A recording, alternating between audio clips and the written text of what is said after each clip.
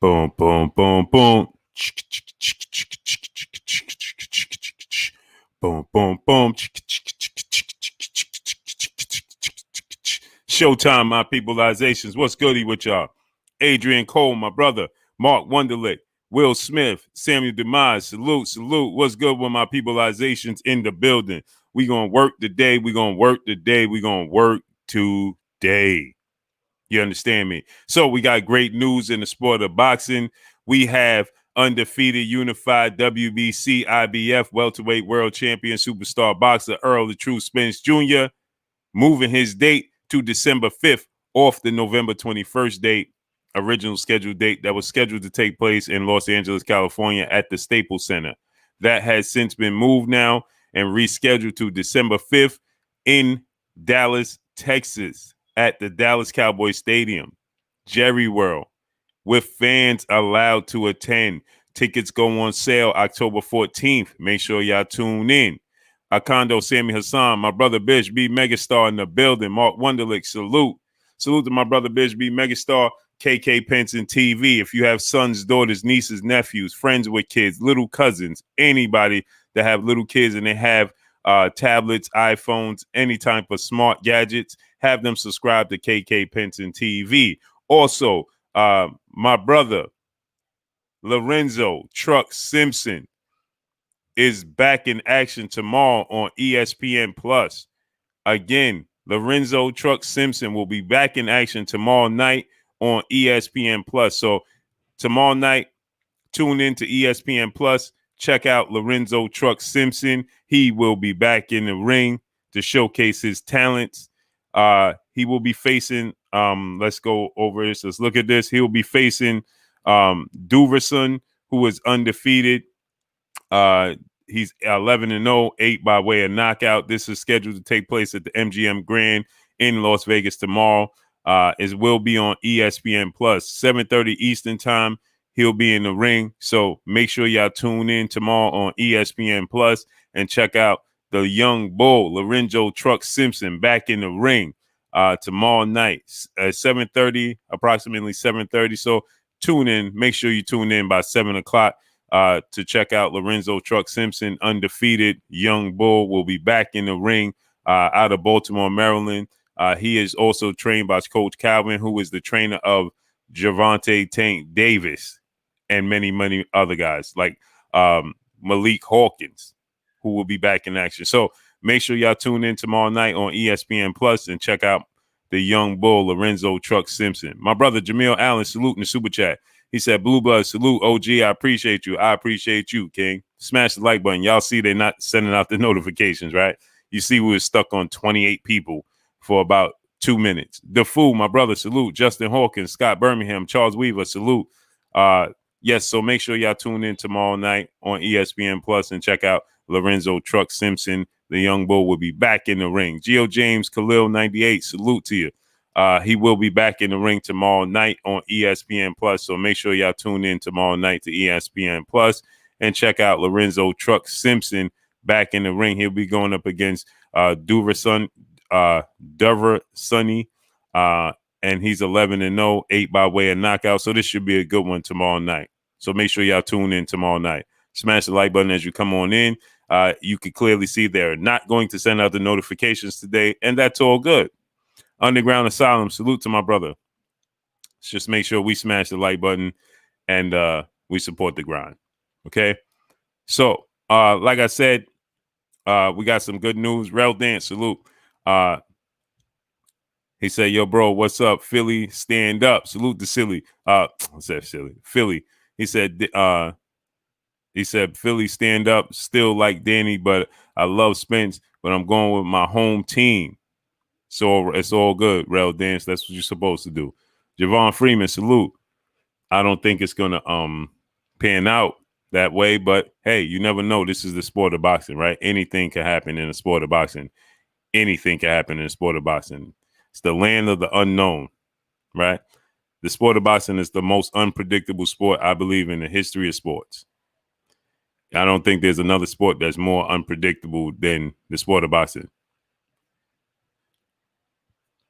So, my brother Wonderlich said, I just seen you in my stream, in my feed, no notification. Yeah, I'm not surprised. Renee Bassion, salute, King. I'm gonna send you a link today if you want to jump on so we could talk about this. Steve J, salute to you, King. What's good with you? So I'll be sending you the link today, so you could jump on and we could talk some good old boxing, some great old boxing today. You understand? It's me. So salute to you, my brothers. Skinny Hardaway, salute. Said no notification. Yeah, that's how we gonna work it. Jeff, the producer, salute. They're not gonna send out. Look, we've been here for 5 minutes and we can't get 50 people. Have you ever anybody ever witnessed that? No. So we understand what they're trying to do. They don't want to send out the notifications. That's okay, right? This is how they're going to operate, and it just is what it is, right? So smash the like button, as I said, my peopleizations, and we're gonna talk some good old boxing today. But like I said, we're going to have the fight move back, and there will be fans allowed to attend in live sporting events, and that's great news. That's great news, right? Because there's some form of normalcy coming back to the sport of boxing, right? We're going to have Gervonta Tank Davis versus Leo Santa Cruz also. That's going to take place October 31st, and we're going to have fans attend that fight, live sporting event, right? So now we're getting fans to attend live sporting events. You understand? So with that said, it's great news for the sport of boxing. Yo, Daddy O, salute. What's good with you, King? So y'all see, we got 50 people. We can't get we can't get 100 people in 10 minutes. We can't even get 60 people in 10 minutes. Is that not amazing, my peopleization? Is that not amazing? Little Scrappy, my brother, what's good with you, King? Is that not amazing? Are you not entertained? Are you not entertained? Are you not entertained?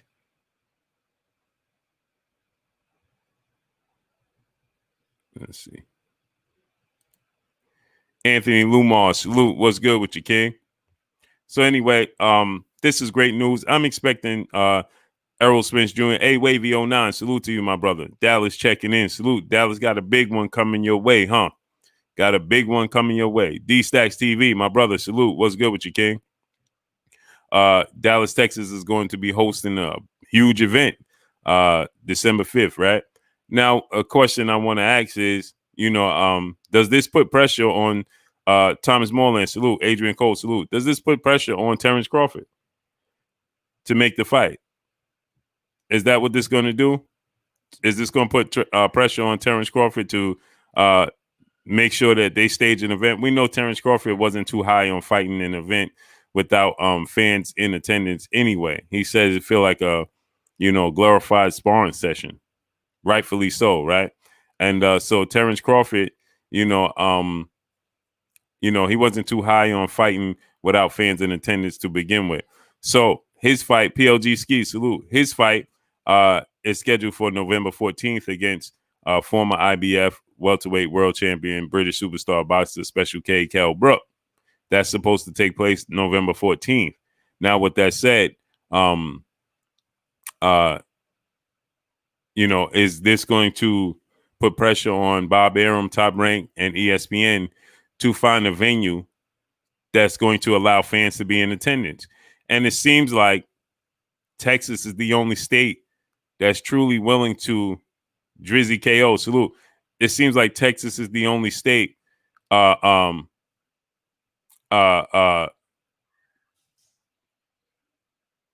going to have fans attend live sporting events anytime soon.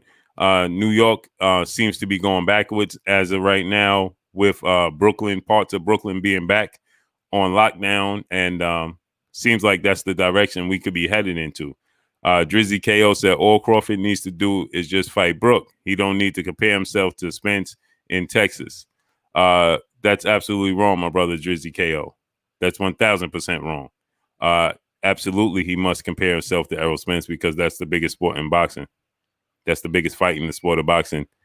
And if he loses ground on Errol Spence, he loses ground in negotiations. So that's completely wrong. That's a completely wrong way to look at this.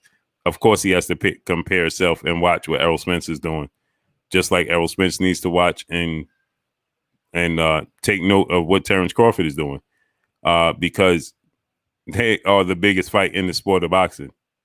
Do you think that Anthony Joshua wasn't taking note of what Deontay Wilder was doing, but prior to the Tyson Fury situation, or vice versa? Of course they were. Of course they were. Okay. Jay Wooder, salute. You remember that Anthony Joshua, before Deontay Wilder fought Dominic Breazeale, remember Anthony Joshua stated, I'm looking at, what Deontay Wilder is going to do in this fight with Dominic Breazeale, and I hope it takes him longer. I believe he'll be successful against Dominic Breazeale, but I hope it takes him longer to get Dominic Breazeale out of there than it took me to get him out of there. Of course they compare. Of course they should compare. Because once they go into negotiations, right, that's the leverage. Okay? It's you did, I did this, you didn't do this, and you did this, and I didn't do that. That's what goes on in negotiations. Do Bud don't like fighting without fans and wants only champions, yet PBC got all the big fights and fans, and ESPN fighting on free TV against old heads with no fans. Well, that's not, well, PLG ski. I understand what you're saying, but that hasn't been Terrence Crawford. You understand what I'm saying? A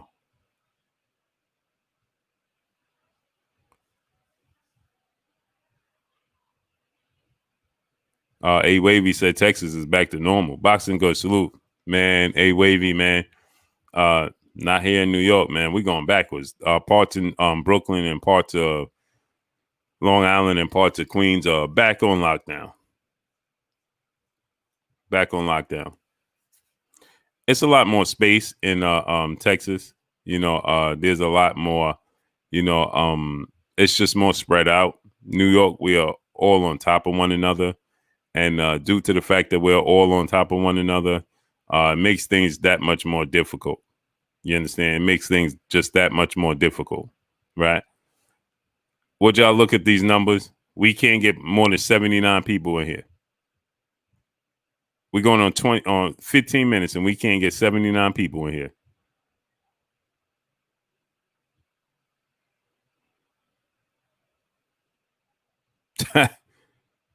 "15 minutes and we can't get 79 people. We can't get, and now we at 80, a whopping 80 people in here.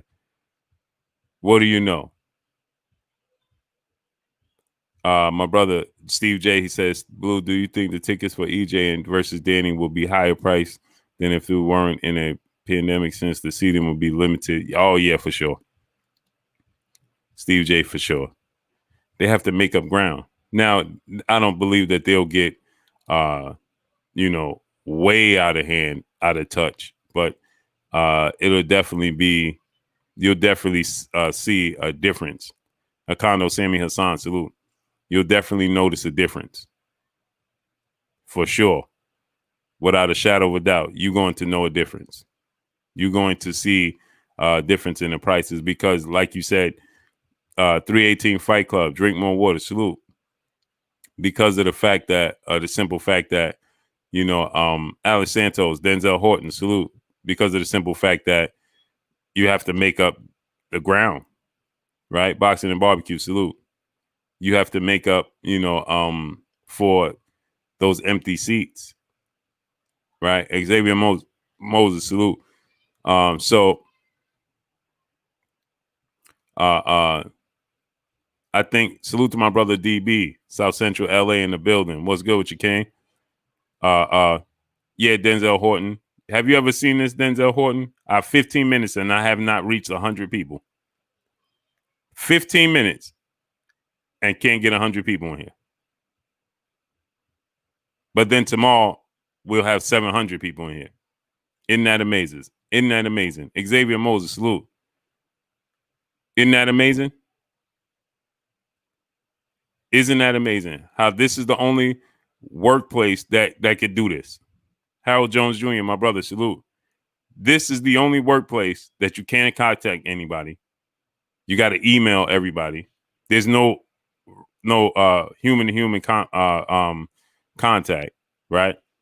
And they could just do whatever they so choose. Today they wake up, I'm not going to send Boob notifications out for nothing. Not for his live stream, not for his videos, for nothing. We're not going to do that today. Chef Curry, salute. Quentin Stewart, salute. Goldie Boydley, salute. We're not going to send him no notifications for nothing today.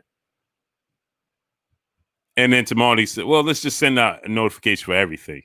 And then the next day, let's just send out a notification for the live stream and not the videos. Then the next day it's just, let's do the like who this should be illegal, to say the least. Kenyatta Ali, salute. It should be illegal because at the end of the day, it's quote unquote a partnership. Right? And you're supposed to get a percentage of your subscribers sent out every single day. So where is that? Jay Dixon, my brother, salute. Where is that? How could we be going on 20 minutes and just now getting into 100 people? How could that be possible? When you have almost 80,000 subscribers. If you have almost 80,000 people that are subscribed to your channel, how could you only, when you go live, how could only 80 people subscribe? So that means 79,000 people didn't get a notification. Yeah, General, I see it. Salute to the General 7A Sports TV in the building. Go subscribe to the General 7A Sports TV. Yeah, General, it's ridiculous. It's ridiculous. Gilbert Rodriguez Jr., what's good with you, young king? It's unbelievable, man. It's completely unbelievable. Boxing Dad, salute. It's completely unbelievable. General 7A, you know what they told me? Jerry 216 Robinson, salute. Mario Force, salute. Because yesterday, General, check this out, 7A. General, check this out. Yesterday, my wife got a notification. We sitting there talking and eating dinner, right? Moped Mosley, PGH Big Dog, salute. Me and her sitting talking and we eating dinner, right? And we just talking, and her phone goes off. Bring, bring. I can't make this up. Not making this up. Bring, bring. She gets two notifications, two bell rings, right? Syndicate J, salute. And she looks at her and she goes, hey, you just made a video? I'm not making this up, right? So I said, now, we just went to get food and everything. We was out. How could I just make a video? So she said, oh, when I went in the store, I thought you made one because, I sit in the car and make it. So I said, no. So I said, I didn't make no video right now. What? Let me see the video. So she got an alert. She shows me the video. It was a video that I made about Jamel and Jamal Charlo pay-per-view numbers doing over 240,000 pay-per-views. That was 4 days ago.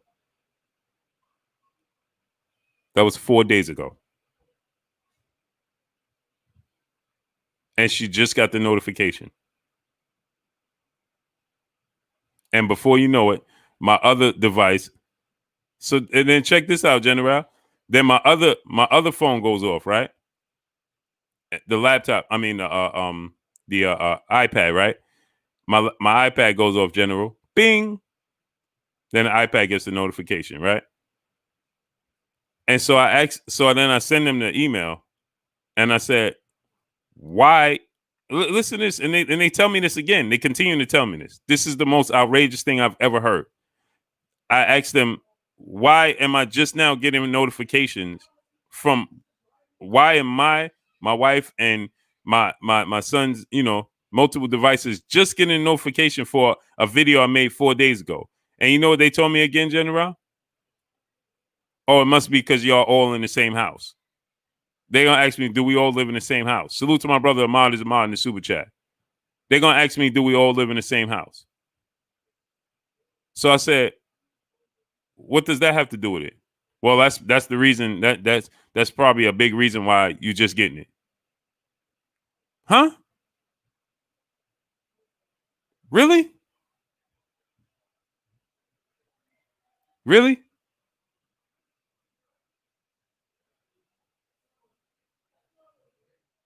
It's amazing. YGB 22, salute. This is amazing, man. But this won't stop until we all collectively as a group, not just the brothers in the LDBC, everybody as a group, as a whole, we all must move together as a whole. Tyrell Howard, salute. Brian Turner, salute. As a whole, as a collective group, everybody, and go and say, this is an issue. Christopher Jeanette, my brother, salute in the super chat. Salute, Big Blue. Why didn't I get a notification? Because they don't want to send it out to you. How dare I have a strong following? How dare I have a foundation of people that actually tune in every day? Sam Demise, salute. How dare I? So this is what you when you have a YouTube doesn't want you to have consistency. Rodriguez Jr., salute. They don't want us to have consistency. Brian Turner, salute. Right? They don't want us to have consistency. Anytime we have consistency for too long, then you see these actions, these things take place. This is what happens. So I gotta switch my routine in order for notification to go out, so they won't realize it. G Shani 17, salute. Do I think Terrence Crawford, Errol Spence is going to happen next year? I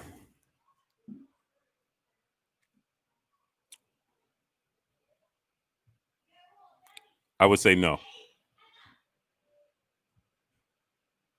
I want to say yes, but I'll say no. Robert Rich, Chef Curry, Chilltown Major, salute.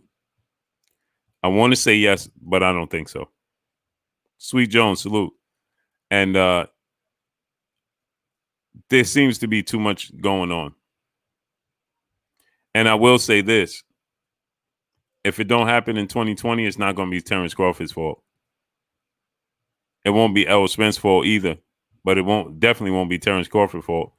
It's going to partially be on the part of Errol Spence. Why? Because the WBC chose to make Sean Porter his mandatory for no reason. Jay Giles, salute. Alex Santos, salute. The WBC chose to make Sean Porter his mandatory for no reason. The WBC can't make up their mind and follow their own rules and their own rule book.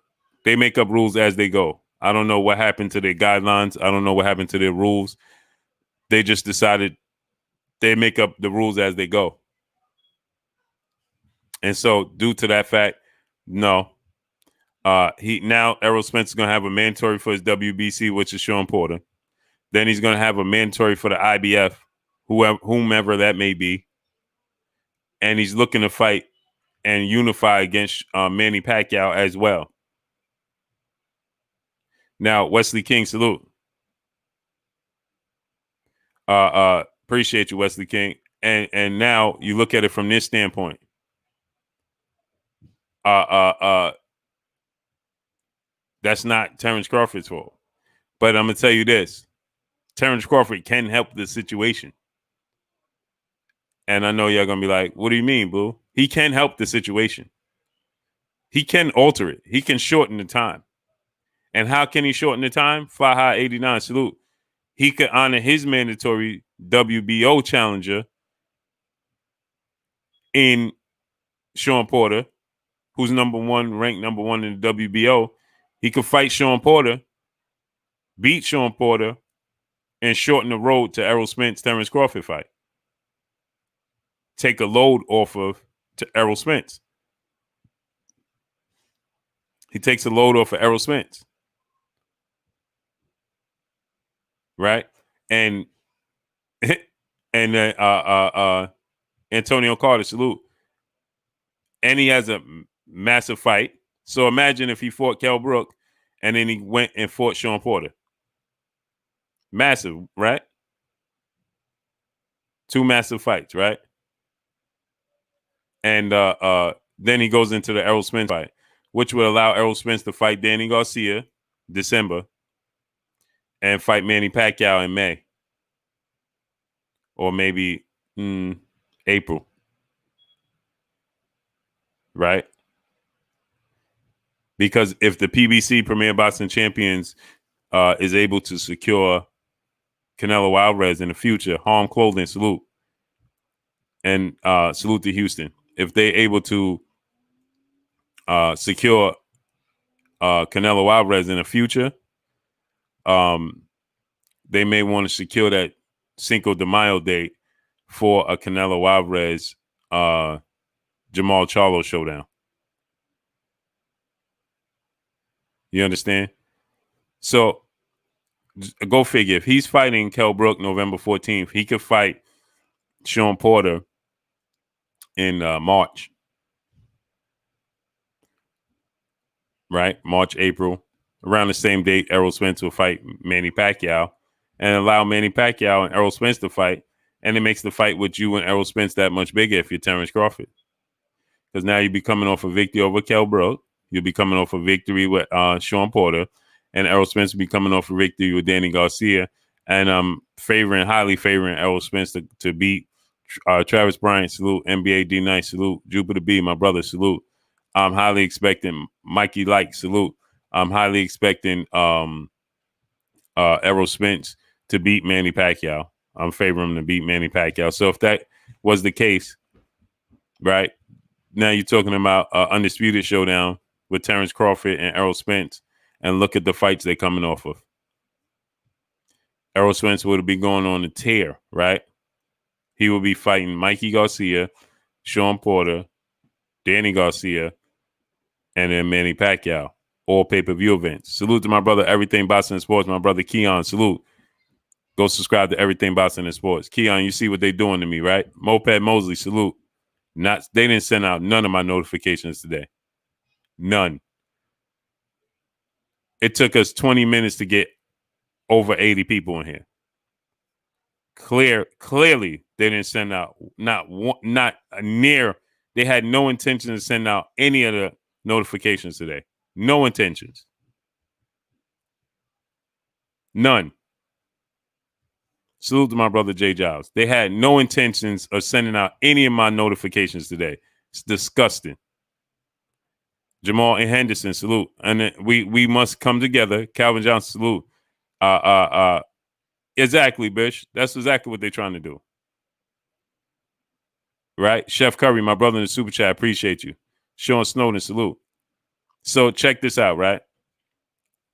When is the last time you seen me with a half hour in, 30 minutes in, and we can't get over 150 people?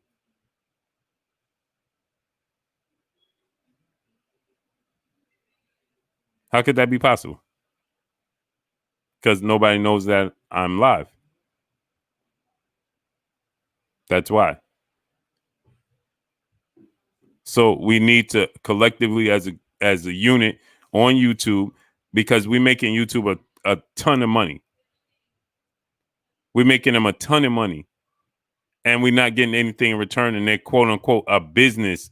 It's supposed to be a partnership, right? And on top of that, you guys, we put in our hard work, and they have all these guidelines that you must follow, but they're not doing their part. Real Talk Live Sports, salute. Robert Montgomery, salute. They're not doing their part at all whatsoever.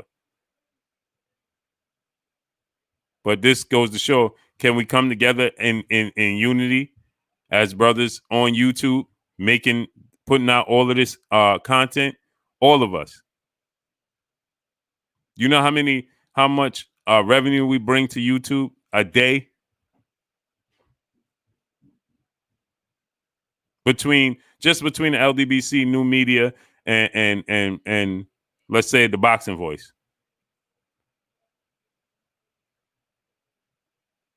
On a daily basis.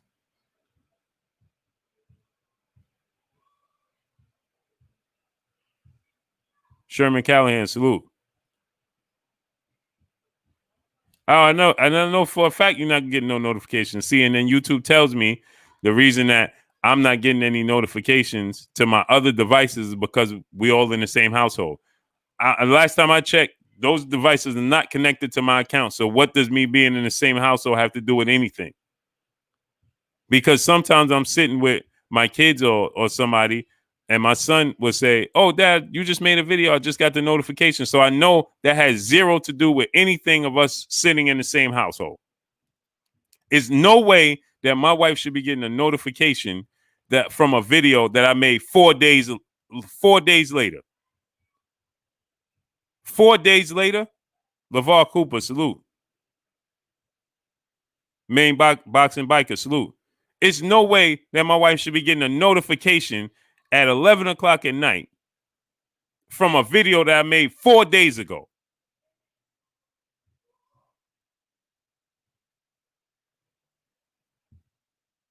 And let me tell you else.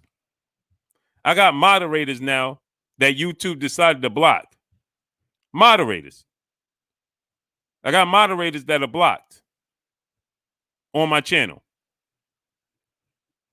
People, I'm like, they like, hey, Blue, you took my wrench?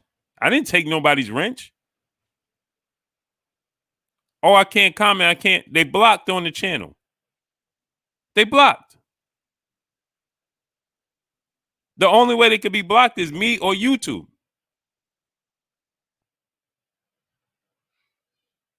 And guess what? These are people that donate to the channel all the time. Do you guys think that's a coincidence?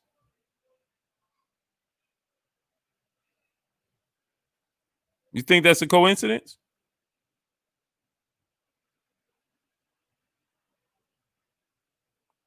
Let me tell y'all something else. Every time we do a video and it do big numbers, they always tell me that they got to make sure it's on the up and up.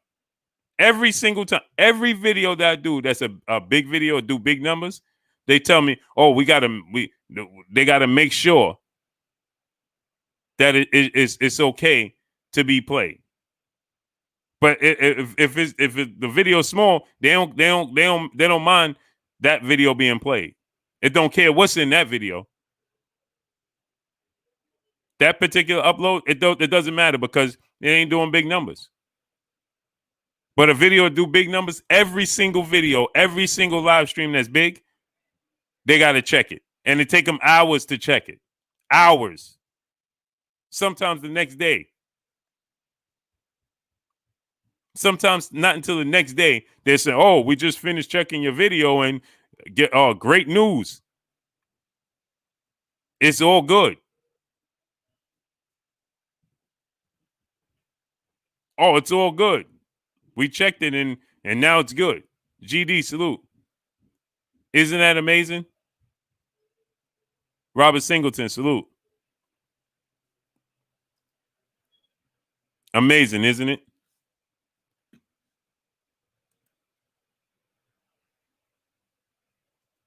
Mr. Tally, 140. Salute, my brother in the super chat. He said, salute, Blue. You two trying to stop the grind. For sure they are.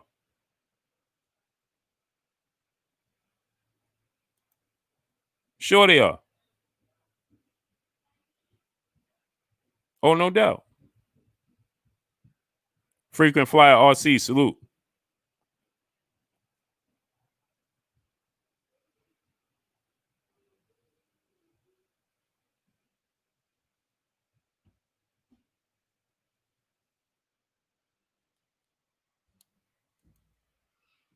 Yeah, man. Horrible.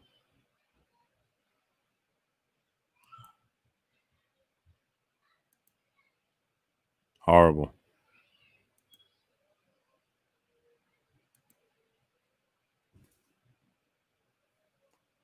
It's horrible. Charles Young, salute.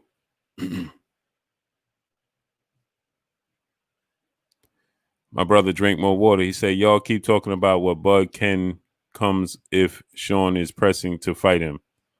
I don't understand that. He isn't. He won't be allowed to make the fight. If Bud is ducking Sean should be pressing for mandatory, he isn't. I don't understand what you was meaning by that, good brother.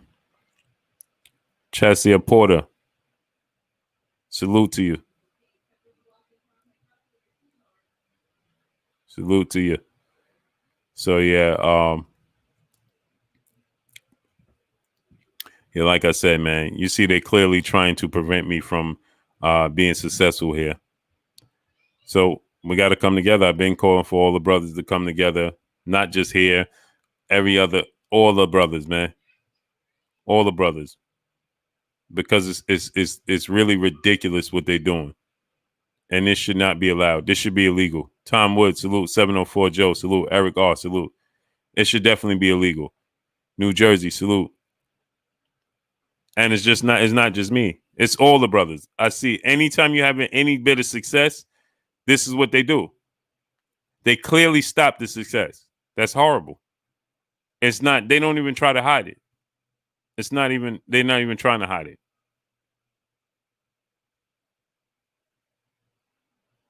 Set the tone, blast, salute.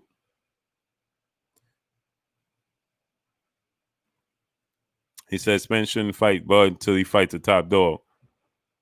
Yeah, man. It's disgusting, man. It's disgusting. Abraham, salute. So anyway, man, like I said, we got big news in the sport of boxing.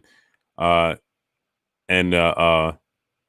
you know, everyone saying Bud should make the Sean Foreign fight. It takes two to tango. Drink more water said everyone's saying Bud should make the Sean fight. It takes two to tango. PBC not doing business over there. Everyone claimed Bud is ducking and Sean wants smoke.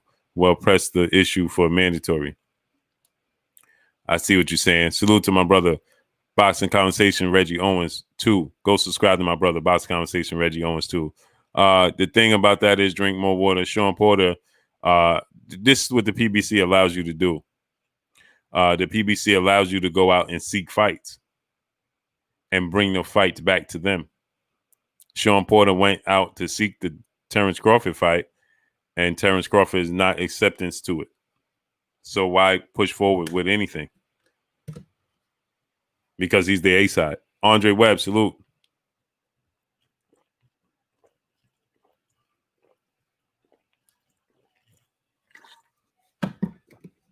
He's the A side. So seeing as though he's the A side, it puts Sean Porter in a position where he's like, he don't want to fight. He don't want to fight. He said he has other plans. He'll revisit the fight later in the future if his plans don't work out. His plans was to fight Manny Pacquiao, and the plans fell through. I didn't hear anything about them revisiting Sean Porter fight. And we saw Kenny and Sean still seeking the Terrence Crawford fight. Dimitri Cohen, salute. So I don't know what happened with that.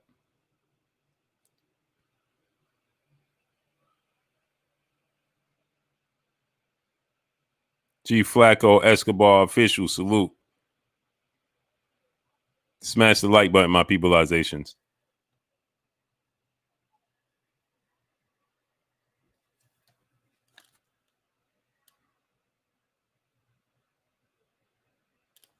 Man, this microphone this is a great mic. It picks up everything. I can hear people conversations outside with this mic, but if I take it off, Reggie Red, salute. I can't hear the conversations.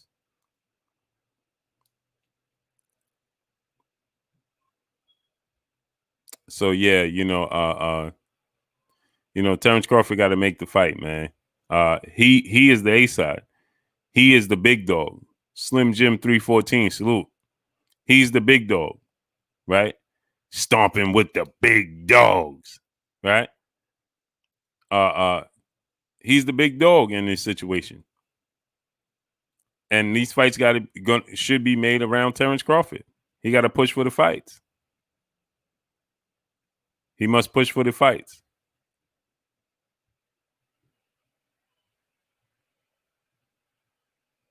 He said the mic is good. He said the mic is good. You don't even need to be that close. Just talking from studio experience. Oh, word? So y'all can hear me from here?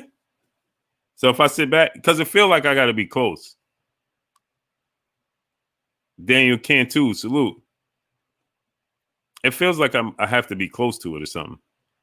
I like that fight. Teofimo Lopez versus Regis Prograis at 140. I like that fight. That's an action-packed fight right there. Horatio Quintero, salute. That's an action-packed fight right there. My brother, hard body, J. Timo, salute to him in the super chat. He said, thanks for all you do, brother. I will forever support you. Salute to you, King. I appreciate you 1,000%, man. 1,000%. Salute to my brother, hard body, J. Timo in the super chat. Showing your boy blue love, man. That's love right there. I appreciate you, King. Satavius Walker, salute. I'm always going to support you, man. Always, King. You know, that's just what I am, man. I'm a loyal guy, man. Loyal to the soil. That's just who I am. You understand? Boxing and barbecue, my brother, salute. He said, nah, you good. You can sit back. Wow, man. See, this is, I ain't even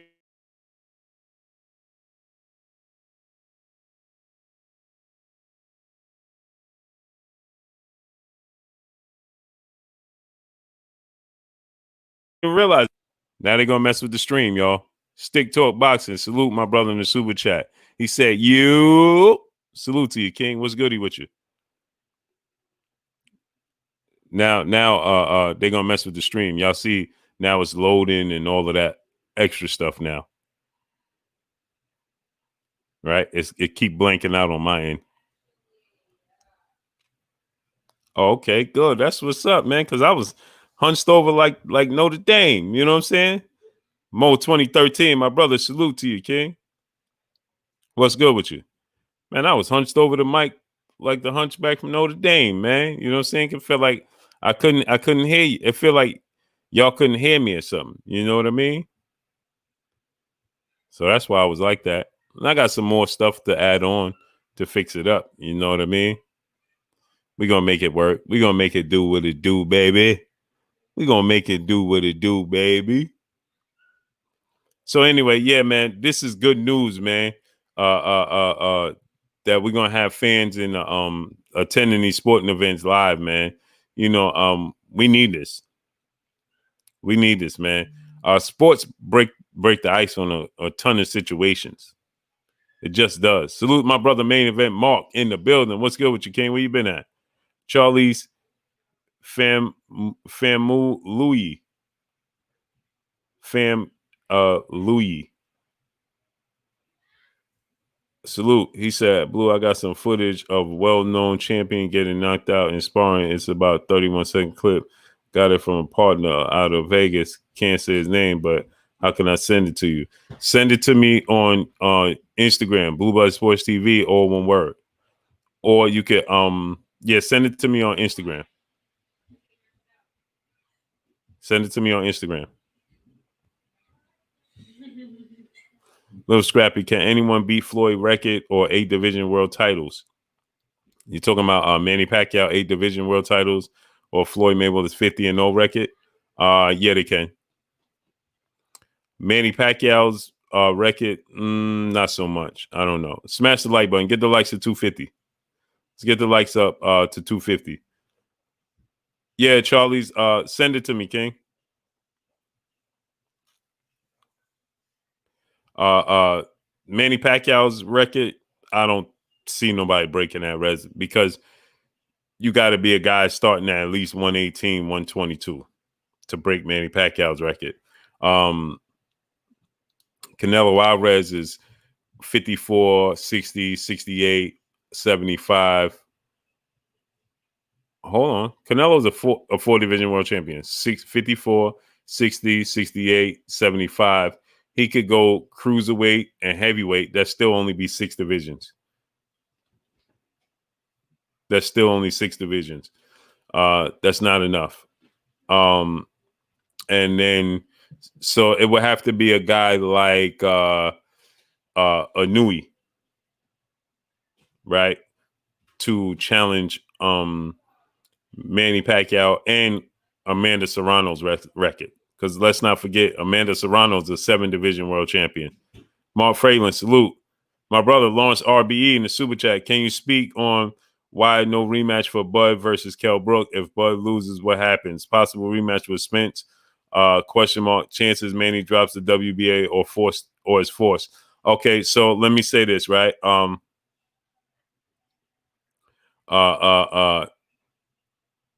RBE. So let's start with Terrence Crawford situation. They don't expect Terrence Crawford to lose that. I agree with you. There should always be a rematch clause if you Terrence Crawford on the part of Terrence Crawford. Because like you said, now Kell Brook wins the fight. He could go ahead and fight Errol Spence in a rematch. And it's a reason for Errol Spence to give him a rematch because now he has the title. Right. And that's what he want all along. And now he has the title. So it makes sense for Errol Spence to go ahead and then he beat Terrence Crawford, which would be a huge upset. So that means the fight with Errol Spence and Kell Brook will be huge at that point because this was an upset and he's a title holder now. And it's a rematch. And Kell Brook, the only difference is Kell Brook was telling anybody that would listen that he only lost to Errol Spence because it was at 154.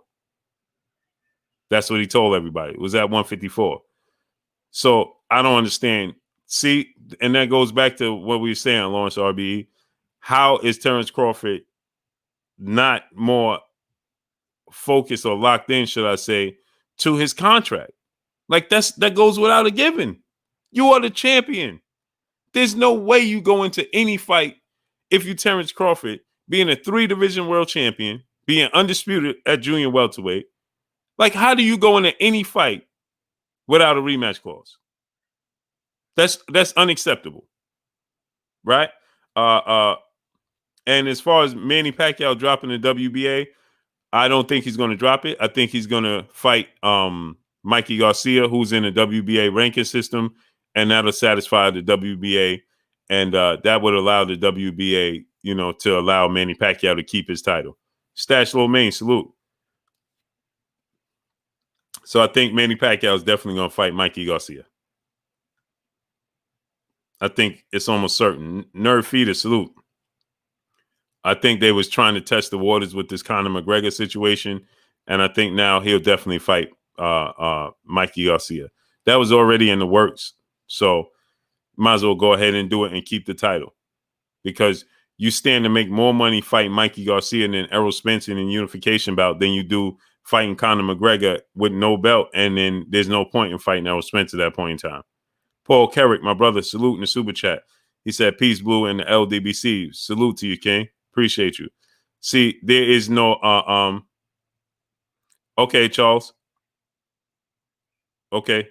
Send that to me. Don't forget. Hit me up right now on Instagram so I know I'll be knowing to look out for you. Goldie Boydley, what's good with you? Even if he's very confident, you can't be that confident. Rasheed Roth, salute. It's still business. R West, salute. It's still business at the end of the day. Yeah, drink more water. Canelo versus Feeling was for the super title, and they're gonna recognize Canelo as the champion. All West, salute. EJ Love, salute. They're gonna recognize Canelo no matter what he does. No matter what he does.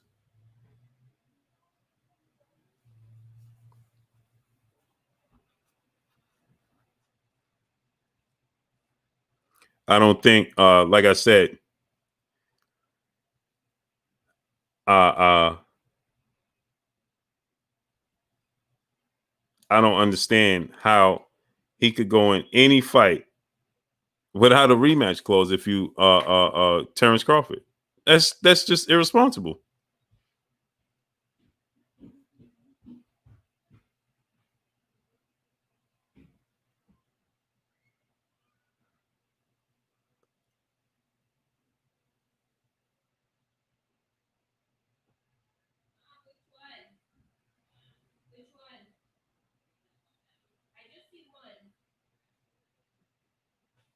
So Renee Bashan, salute. Renee, I'm gonna send you the link. Keon, if you want to jump on, I'll send you the link too.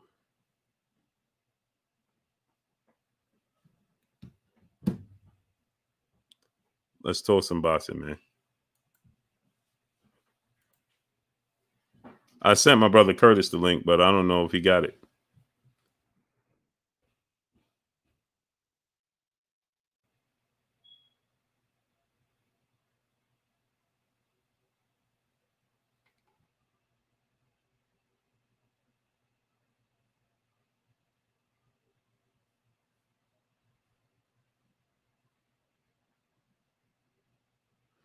YGB22. Yeah, there's truth. They're looking to do it.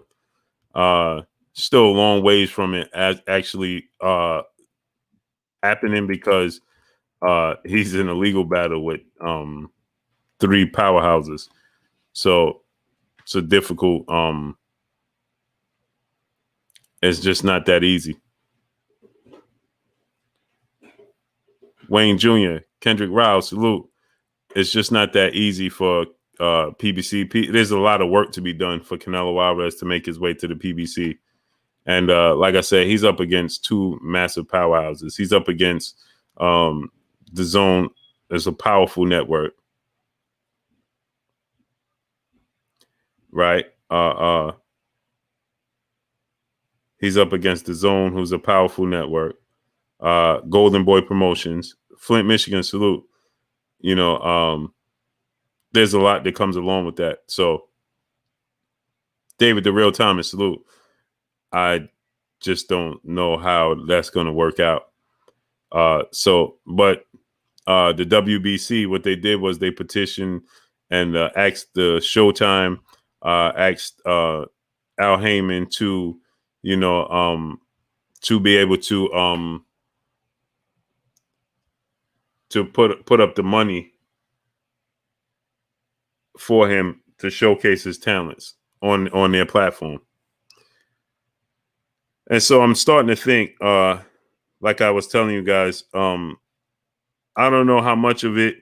I used to say, man, Canelo Alvarez doesn't want these fights. He don't want these big fights. And I'm starting to think that might not be the truth. I'm starting to think that maybe Oscar De La Hoya and company are just not interested in making these certain fights because they're not confident that Canelo Alvarez could win those fights. That's what I believe.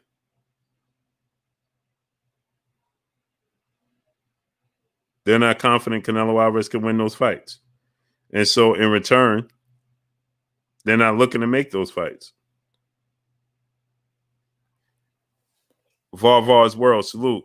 And the reason I feel that way, Renee, I sent you the link. Keon, I sent you the link. And the reason I feel that way is because, and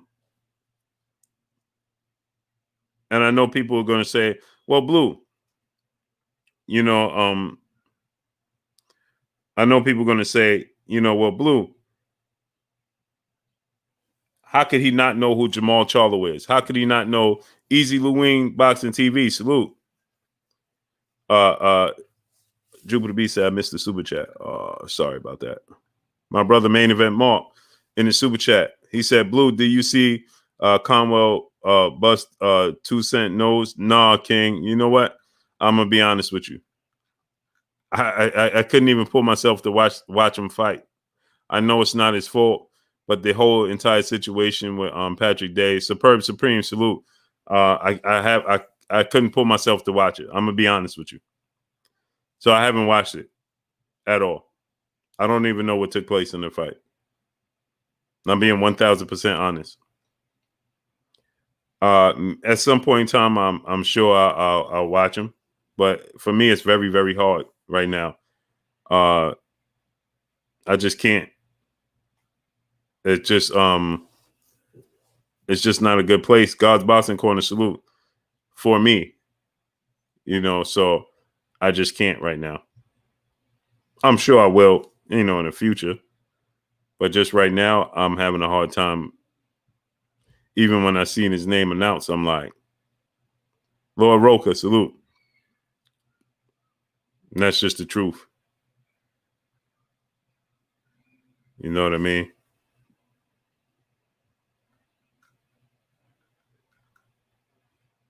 Like in June, salute. Come on, Blue. It was Canelo who asked to be franchised to avoid Charlo. I'm not sure it was Canelo. I'm not sure it was Canelo. AMG 2 salute. I'm sure it may have came from his team, but I'm not sure it was Canelo. And let me tell you why. James Martin salute. What's good with you? I'm gonna tell you why. Right? The mere fact that Canelo Alvarez didn't know all the details in his contract with the Zone and Golden Boy, down to the point where Daniel the Prophet salute. Appreciate you, King. Down to the point where Ryan Jefferson salute. Down to the point where he didn't even know that the Zone had the power to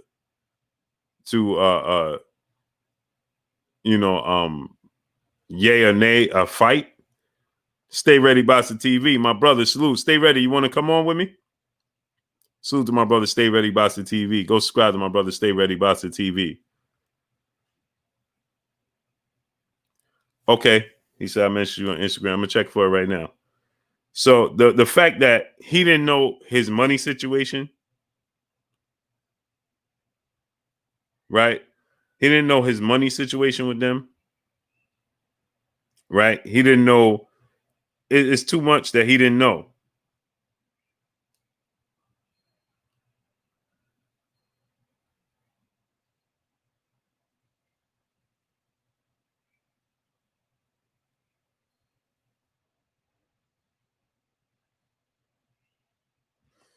The fact that he didn't know his own money situation. 88 Sports Store, salute. Big Money, salute. He didn't know his own money situation, what he was scheduled to make and not. New Fat Boy Fitness, salute. He didn't know his contract was or was not guaranteed. Like, if you don't know that, it's easy for Oscar De La Hoya and team and company to go over to him and say, well, Jamal Charlo don't want to fight. It's easy for them to go over and say, well, we tried to make the fight with this person and they don't want to fight. Oh, we tried to contact Demetrius Andrade and they don't want to fight. Or we tried to you understand? If you didn't know the little it confirmed what he said before. David Bohannon, James Galbraith, salute. It confirmed what he said. Remember Canelo Alvarez said this? I don't watch much fights when I go back home to Mexico and stuff like that. I don't really know what's going on in the sport. And I was like, man, he know what's going on in the sport. And remember when go back and watch when Erislandy Lara got on the stage with him and Erislandy Lara was like, pressing the fight. Canelo was greeting him as if he didn't know who he was. Go back and watch it. Right? Jay Dixon, man, you'll be surprised, Jay Dixon. You'll be surprised, bro. Right? Canelo went to greet Lara, and Lara was like, man, I want to fight. And he's like, wait, what? Who is this guy? And then he was like, this the guy y'all want to see me fight? And the crowd was like, yeah, yeah. And then remember, Oscar De La Hoya and Golden Boy, they was like, no, we don't want to make that fight. And Canelo was like, no, make that fight. Make this fight with Lara. Make the fight. So I'm not saying he don't know who Jamal Charlo is, or he don't know who Andrade is. I'm sure he knows who they are. What I'm saying is, Anthony Maynard, salute. Big gang, big face gang, salute, King. What I'm saying is, I think that Marcus Taylor, salute. I think that Oscar De La Hoya and company can go to him and say, well, we tried to make this fight and it's not happening. Listen, he's in court with. See, when you see the brother, when you say like you feel you don't you refuse to believe that he didn't pay attention. He's in court right now because he didn't pay attention. That's the proof right there. Anthony Buckman, salute. The proof is right there. He's in court because he and look, here's more proof. Here's more proof. You got Cedric Walker, salute. Stay ready. I sent it. You didn't get it? Let me do it again. Hold on. He's in court because he didn't see something. He didn't know, that this wasn't in the contract, that was in the contract, so on and so forth. And the proof that he didn't know is the proof he didn't know. Michael Colbert, salute. The proof he didn't know is his first stint in the court when the judge was like, wait a minute, you ain't even properly prepared. You're not even properly prepared. Either now you're gonna have to go back, JR Boxing, salute. What's good with you, JR? You know, and he had to go back, regroup himself, and come back because he didn't realize there was things missing in the to represent himself. So don't be surprised, man. My brother Renee Box Young in the building. What's good with you, Renee? Hey, what's good, man? As always, man, always an honor to be here. You know, I'm humbled every time I'm invited, bro. It's just amazing. You know, it's fun to, one of the reasons why I constantly say it in my lives, actually, I went live this morning to talk a little bit of box news and box talk. It's just fun, fun collaborating with other people who are like-minded, who love the sport of boxing with the chat here with you, Blue Blood. Thanks so much, man. How you doing? Everything good? Yeah, everything is good with me, man. Everything is great, man. Outside of YouTube playing these games with us, man. And we can't. Renee, have you ever seen this? I can't get 220 people here. Never. This is weird. I don't know what to say, man. They don't even try to hide it, man. They don't even begin to hide it. But Renee, let them know where they find you in your channel and everything before you start cooking. Oh, yeah. Thanks so much, man. Yeah, you can find me, all y'all, at Renee Box Young. I already have known several subscribers, new subscribers, man, just for the, the minimal amounts of times I've been on here, man. So thanks so much, Blue Blood. So y'all can find me at Renee Box Young. Just simply put Renee Box Young in the search. I can leave my, is it okay if I leave my link a little bit, Blue Blood? Of course. Yeah, I'll leave the link. And in the descriptions there, you guys, on my videos, you can see where you can find me on Instagram, Twitter, Facebook. So yeah, definitely you can find me there at Renee Box Young.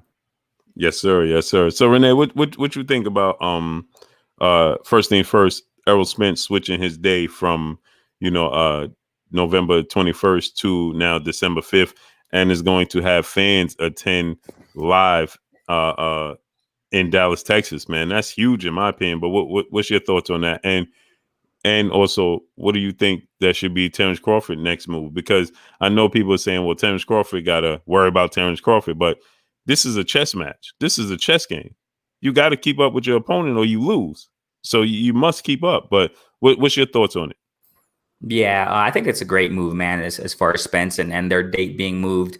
I'm not the type of person really to focus too much on promotional companies and promoters, but we got to admit the facts, when it comes to Al Heyman doing great moves, man, moving this date till December to get some, audience. I think I talked about it here. I don't remember, but, recently it was said that, having a pay-per-view event, this is pay-per-view, right? Yeah, right? Mm-hmm. Yep. Yeah. Pay-per-view. Yeah. Having this as a pay-per-view event and waiting until fans that's just even better. We already know the pull that Errol Spence has, his following. I mean, he's an amazing welterweight champ, man. A lot of people, thanks so much, Main Event Mark. I see that, bro. Thanks so much, man.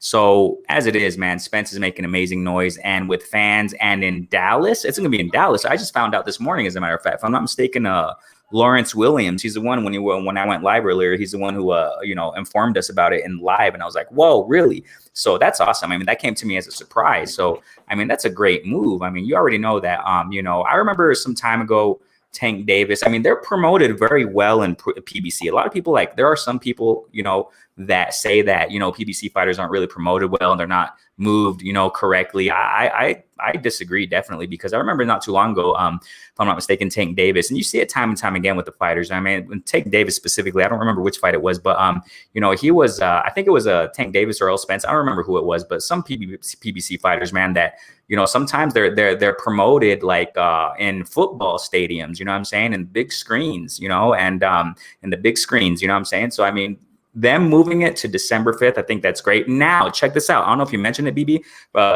Double B, Blue Blood. I'm kind of working right now, but I'm good. But sometimes I put the volume down while you're speaking, and I'm just paying attention here in the chat and stuff like that. But interestingly, I think, I don't know if you mentioned this, Blue Blood, but Ryan Garcia and Campbell's fight is moved to that same date. So I don't know. I don't. Yeah. I don't know. I thought I saw that. So it's December 5th too? Yeah. So I don't know. The reason why I mention this is because, and why I throw this in there is because I don't know if the zone like found out or got some intel about Spence and Danny Garcia being moved to December 5th. And coincidentally, today, DAZN announced the official date for Ryan Garcia and Campbell. I wouldn't doubt it, though, because, PBC makes them chess moves, man. So now, let me ask you, what did they, and salute to my brother, Stay Ready Boxing TV in the building. What's good with you? Man, I'm just sitting back listening to Renee Cook. What's good, my brother? Ain't nothing, man. Finally got you on the show, man. I know, right? I've been trying to get on the show for a minute. Facts. Now, Renee, let me ask you though, right? Now, I'm curious to know, right? Because is it because if it's in the UK, then it won't affect it. It would be great for both if it's in the UK, because obviously it would be earlier. I doubt it's going to be in the UK, bro. I doubt it. I really don't know. I don't know the details because this is fresh. I mean, it's just they're throwing announcements like crazy on social media by DAZN. You know what I'm saying? Eddie Hearn, if I'm not mistaken, also. So I mean, it was announced just this morning, man. When I went live, like I said, I was surprised by L-Dub. Shouts out to Lawrence Williams, man. He threw that in there while we were talking about the news and stuff like that. So all I know, it's December 5th, man. I don't think it's going to be in the UK, bro. But if it is, I think that would be even better because But I personally think, check this out, man. I personally think because you guys already know. You guys already know how DAZN, they just make weird moves, man. It's just like they don't really understand the American market, et cetera, et cetera. And the Americas, plural, because I got to mention this also, DAZN, they already came to Mexico too for the last El Gallo Estrada fight, if I'm not mistaken. So, I mean, or Eddie Hearn trying to, stomp his feet around here in Mexico. So I don't doubt that, somehow, some way, man, DAZN got intel that the Spence fight was moved to December 5th, and then they go along and put their fight in, with Ryan Garcia, which is a great fight, and Campbell on December 5th. So I really don't know. Maybe salute Curtis, maybe Stay Ready. I don't know. Somebody in the chat has an idea, maybe of where that fight's going to be. But just to clarify, just to put my point out, in my opinion, as far as Danny Garcia, and Spence being moved to December 5th, I think that's great, man. I think the number is going to be great. And I think that's a great move, man. Real 6 SB90, salute. Black man determined, salute. Superb Supreme, salute to all the people, man. We got my brother Curtis Anderson, aka Kurt Sugar, aka the historian, my brother, my co-host in the building. Hey Kurt, I had sent you the link, right? And I never even told you I sent you the link. I figured it was in there. I had a couple of clients that I was doing some business with. So that's why I'm kind of late. But I saw the link, though, because I went to my Gmail. Oh, okay. So stay ready, man. What you think on this entire situation, man? Well, as far as the fight being in Dallas on that date, that's a great time. It actually give me time to prepare myself so I can get ready. I'm going to be there. I've been at every one of the fights in Dallas, so I'm going to be there. I'm going to be down on the floor. The tickets go on sale October 14th. Yeah, I'm trying to see what the price is going to look like because, with COVID and everybody not working, I wonder if they're going to keep the prices at a low point or they're going to raise them up a little. They got to raise the prices. You know why? Because of COVID. Yeah, and you got social distancing, right? KP from KC5, salute. Boy, salute. You got social distance. Jafari Caesar, salute. If you have social distancing, and meaning you're not going to pack out the Cowboy Stadium, right? Obviously they can, but they're not, right? So I'm hearing it's going to be 30,000 people, right? That's a lot of people. That's still a lot of people, right? Because that's more people you could hold at the MGM because the MGM only holds 17,000. So that's doubling the MGM, right? Putting 30,000 people. That's almost doubling. Staples Center where holds 20. Yeah, the Staples Center holds. No, I think they hold 24 or something like that. But it's still more than that. That's a lot of people, and that's. But you know what it'll be? The Equalizer, salute. It's just gonna look empty because it holds 80,000 people. It didn't look empty when it had 50,000 in that motherfucker. It did not look empty. So I doubt if it looked empty because they're gonna have to fill up the bottom bowl, right, and then just black out the top. That's where we go. Yeah, because that's 9 times. To be honest with you, even when they had that 50. They cut off, like you got the field section. That's where all of us was. Right. Was on the field. And then you had the section behind us was the first set of seats in the rows. Right. They had that level right there, and then they had the first level next up. Everything else is blacked out. Right. They opened that up last minute. Right. Yeah, they sure did. So, salute to my brother Ray the time in the super chat. He so said, salute, they're King. saying 30,000 seats right now, which could increase. Mm-hmm. It could. I don't see if it holds 80,000, put 40,000 in there. You still have social distancing. It holds 110,000. Oh wow, that's the biggest stadium in America. So put 50,000 people in there. Yeah. You know what the problem would be? Salute to God's greatest in the super chat. Salute God's greatest. You know the problem. I think the problem would be controlling not the people in the building, controlling them outside the building.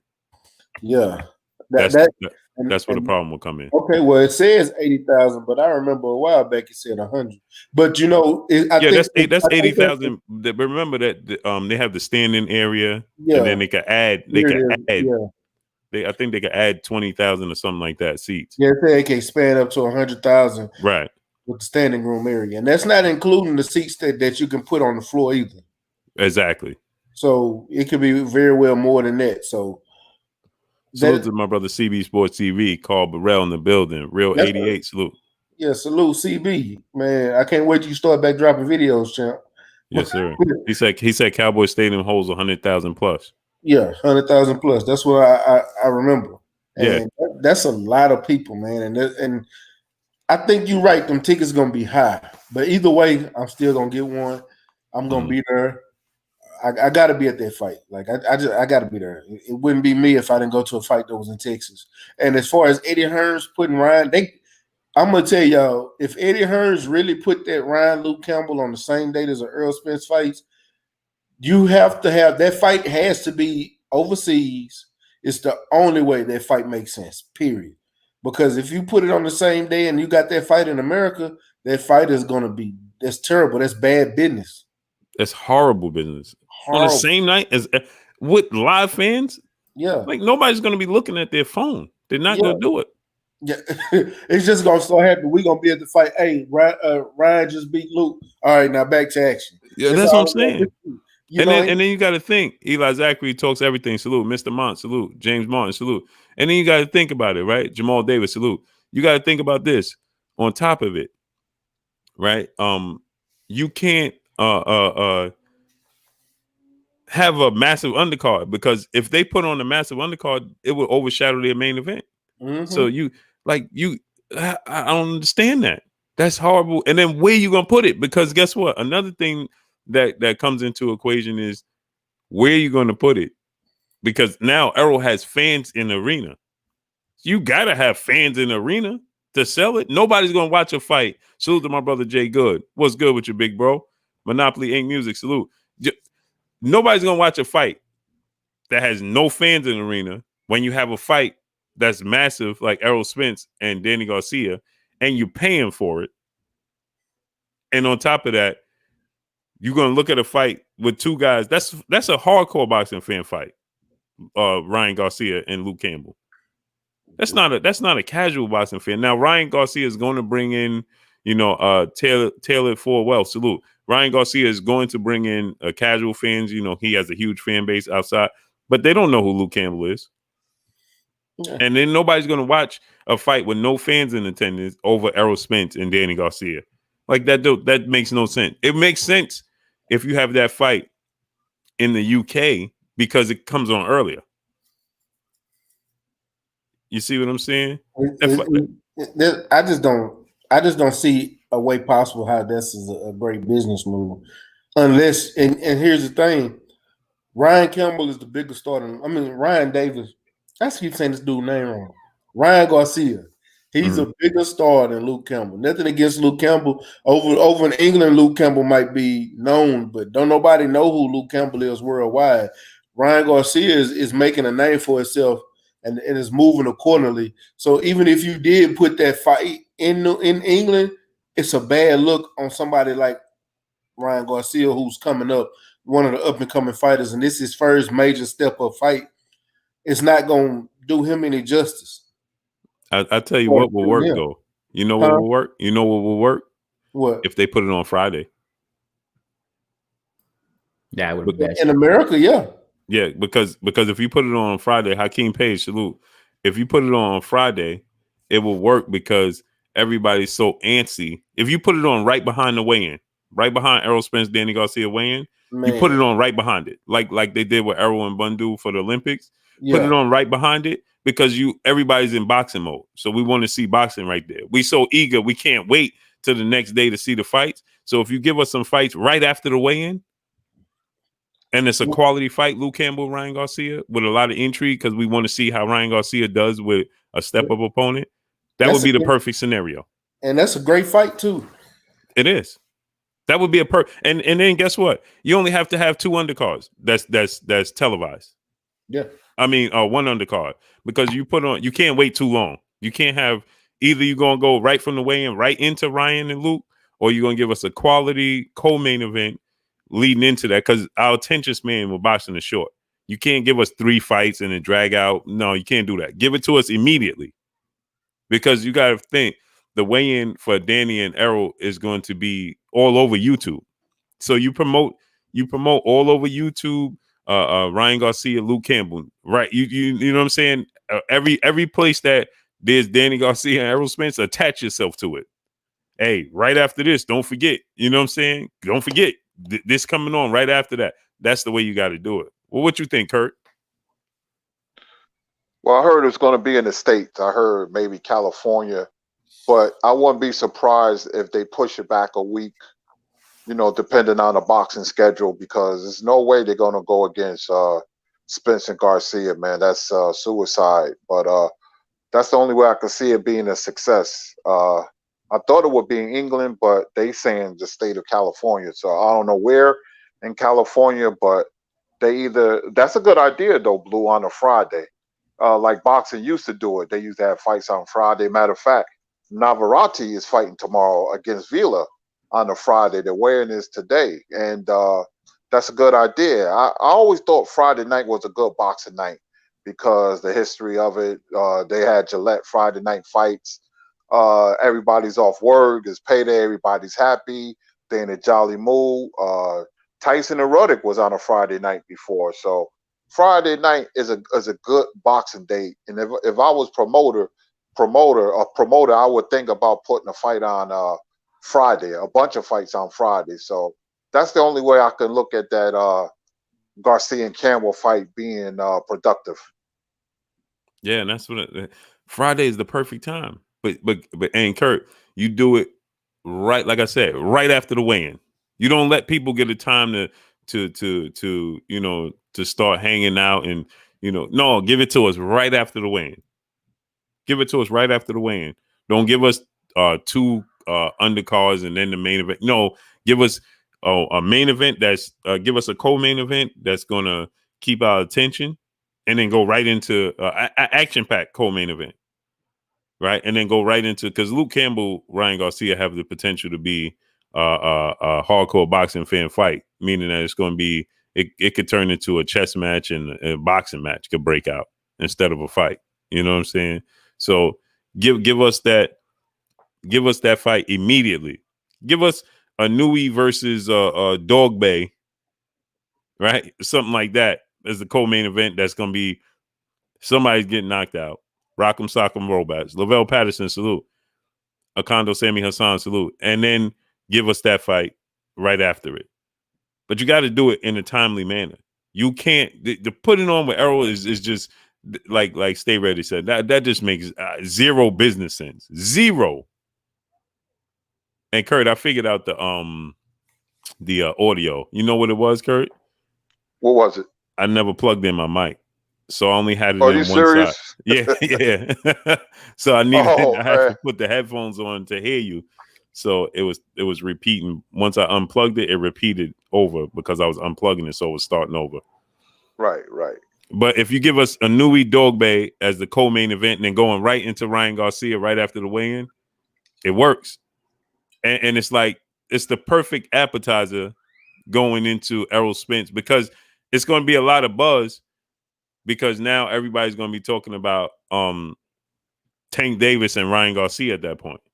And don't forget, Tank Davis is with the PBC, Showtime, and Fox. So Errol Spence, Danny Garcia is a PBC, Showtime, Fox. Now you asking Floyd Mayweather to do your job. Jay Lee, salute. Keith Johnson, salute. Clippers gang left coast, salute. BG, salute. Now you asking Floyd Mayweather to do his job. And what I mean by that is you tell Floyd Mayweather, Miguel Robles, salute. You telling Floyd Mayweather now Ryan Garcia won the fight.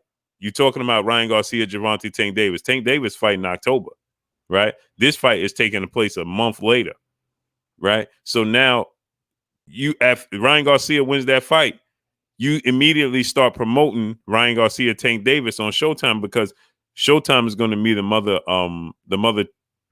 network in that fight, right? It's going to be we lost my brother Renee. Showtime is going to be the mother network in that fight. Lord Sweat Real, salute, right? Smash the like button, my peoples. Let's get the likes to 350. I know they playing with the notifications, but let's get the likes up to 350, my peoples. How many likes we got? Get the likes up to 350. So, you know, if you Floyd Mayweather, you immediately start promoting Ryan Garcia, Tank Davis, and that works for you if you Ryan Garcia, because now you're getting some sort of promotion from Showtime and Fox. You see what I'm saying? And you can put that promotions directly on the pay-per-view of Errol. Exactly. Smash the like button, man. JC, salute. Get the likes to 350. Yeah, that is Smash just the like button. Friday is the perfect day for that fight. It's the perfect day. Perfect day. Michael Colbert, salute. What's good with you, King? Yeah, you're not going to get notifications. That's what YouTube choosing to do today. They woke up, they said, not for Blue Blood, not today. Constantine, I haven't salute. got nobody notifications today. Nobody. It's ridiculous. Constantine, Scott Birmingham, Percy Moore, Lawrence Williams, my brother. What's good with you? Right? So that's the perfect scenario, in my opinion. Smash the like button. Get the likes to 350, man. Smash the like button. Get the likes all the way up to 350. Boxing Fan 713, salute. You know, and let me ask you this, Kurt. Now, because the people were saying, hey, Blue, well, why Terrence Crawford got to try to keep up with Errol Spence? Because this is chess. We playing chess. We're not playing checkers. D. Luckett, salute. Dane Watts, salute. This is the biggest fight in the sport of boxing. You must keep up. You must be aware of what your opponent is doing. You must keep up. You have to keep up. So for people to say he don't have to, he just got to fight Kell Brook, don't worry about it. No, he has to worry about what Errol Spence is doing. Because negotiations is a part of the business, is a part of keeping up. That's a part of the fight. Negotiations is a part of the fight. And if Errol is out there having fans and you ain't having no fans, once again, you're lagging behind. Am I right or am I wrong, Kurt? No, you're right. Before I go on, I want to wish Scrapbook Boxing a happy birthday. He was feeling under the weather for a while, and starting on Monday, he got the 100 Years of Boxing series that's going to last for a month. He's going to break everything down from the 1800s to 2020. So look out for that Monday. That's a lot of work, and he can do it, and he's going to do it from bare knuckles to Floyd Mayweather to Andre Ward. That's 100 years plus of boxing. That's Monday. Happy birthday, Scrap. Salute. Yeah, because absolutely. When you're going head on with your rival, like Terrence Crawford and Errol Spence, and your rival has all the opponents and doing all the heavy lifting, when you go to the bargaining table, he can use that against you. The Mikey Garcia pay-per-view, the Sean Porter pay-per-view, you know, who else? He has all the opponents. So Terrence Crawford has to catch up and play catch up, you know, not by fighting Kavakaukas. That's not going to get it done. You know, so he has to go after the big names like Kell Brook and Sean Porter. You know, it's just a mystery, you know, why he's not fighting Sean Porter. You know, people say fighters duck.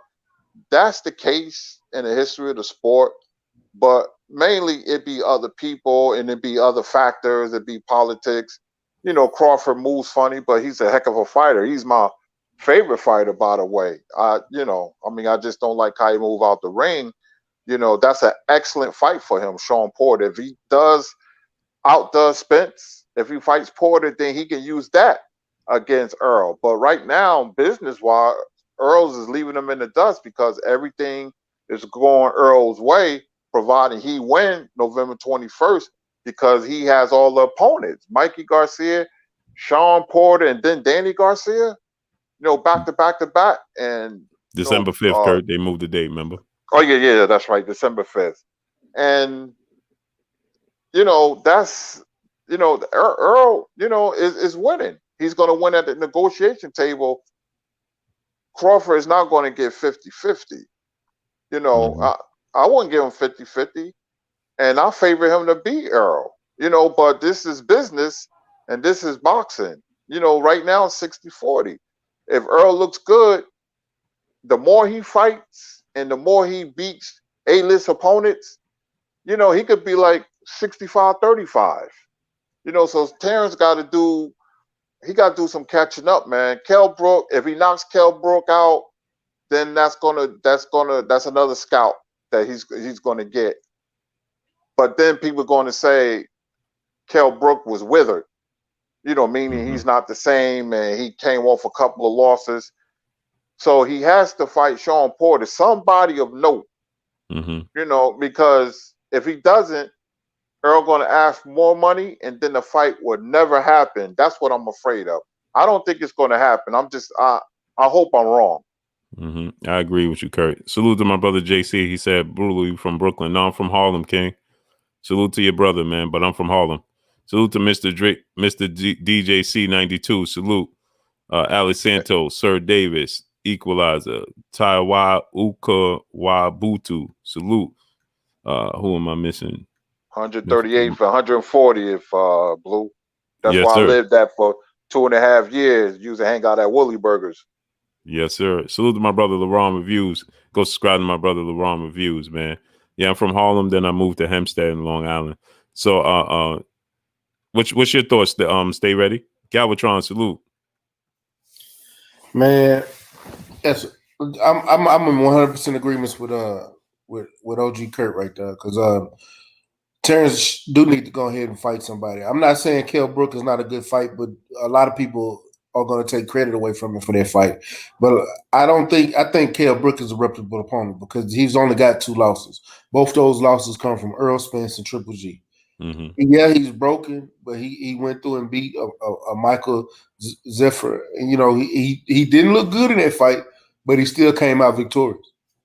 He had another fight at 154. I can't remember the dude's name, where he won the WBA regular title. Remember? And became a champion at 154. He's not washed by any means. He still can fight. Can he beat Terrence Crawford? No, not in my opinion.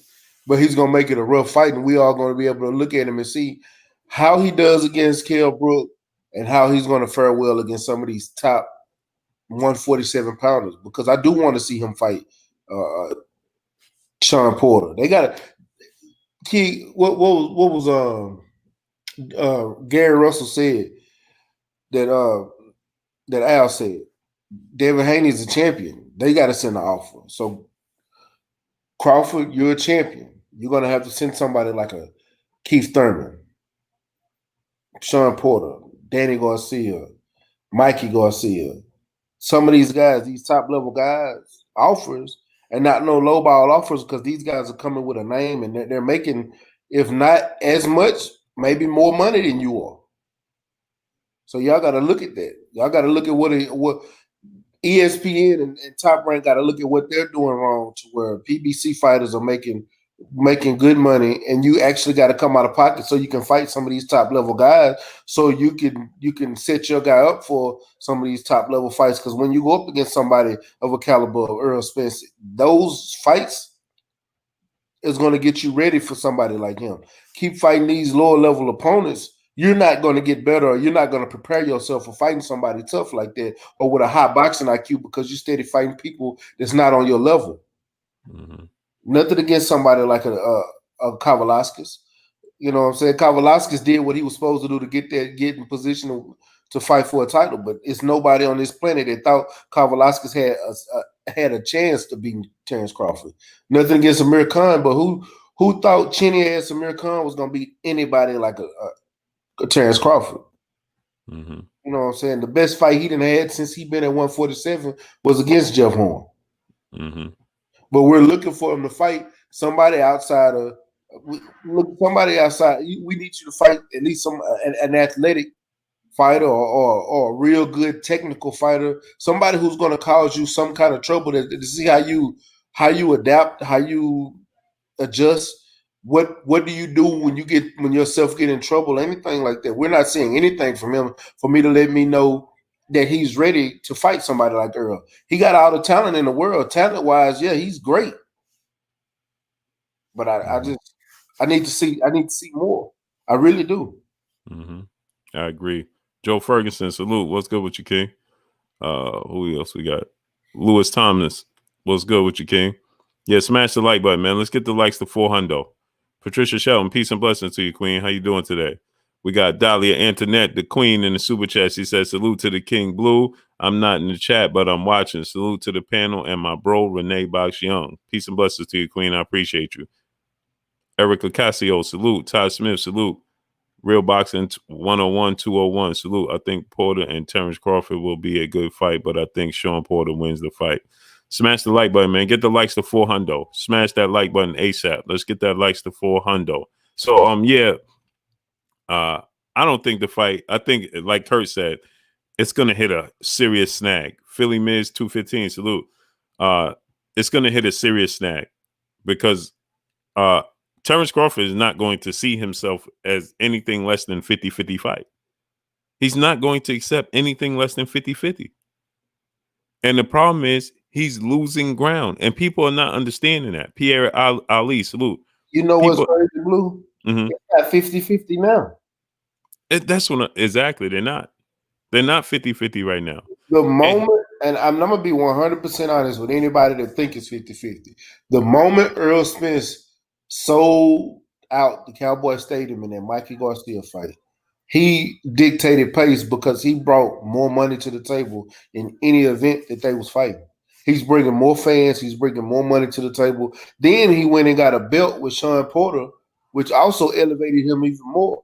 So we're looking at how on earth could Crawford even imagine himself asking for 50-50, and he's not even bringing his 50 to the table. You got to be able to bring 50 to get 50. Yep. And GT Entertainment, salute. Not to mention, right, you got to think about this. His one fight, and I know people say, well, okay, Texas and Mexico are close, so Mikey Garcia brought a fan base. Okay, but let's say that's the case. The truth, salute. Let's say that's the case, right? He fought Sean Porter, and everybody said Sean Porter couldn't sell out a family barbecue, even including Errol Spence saying it, right? Sean Porter's not a big draw. Okay, so he still did 300,000 pay-per-views with Sean Porter.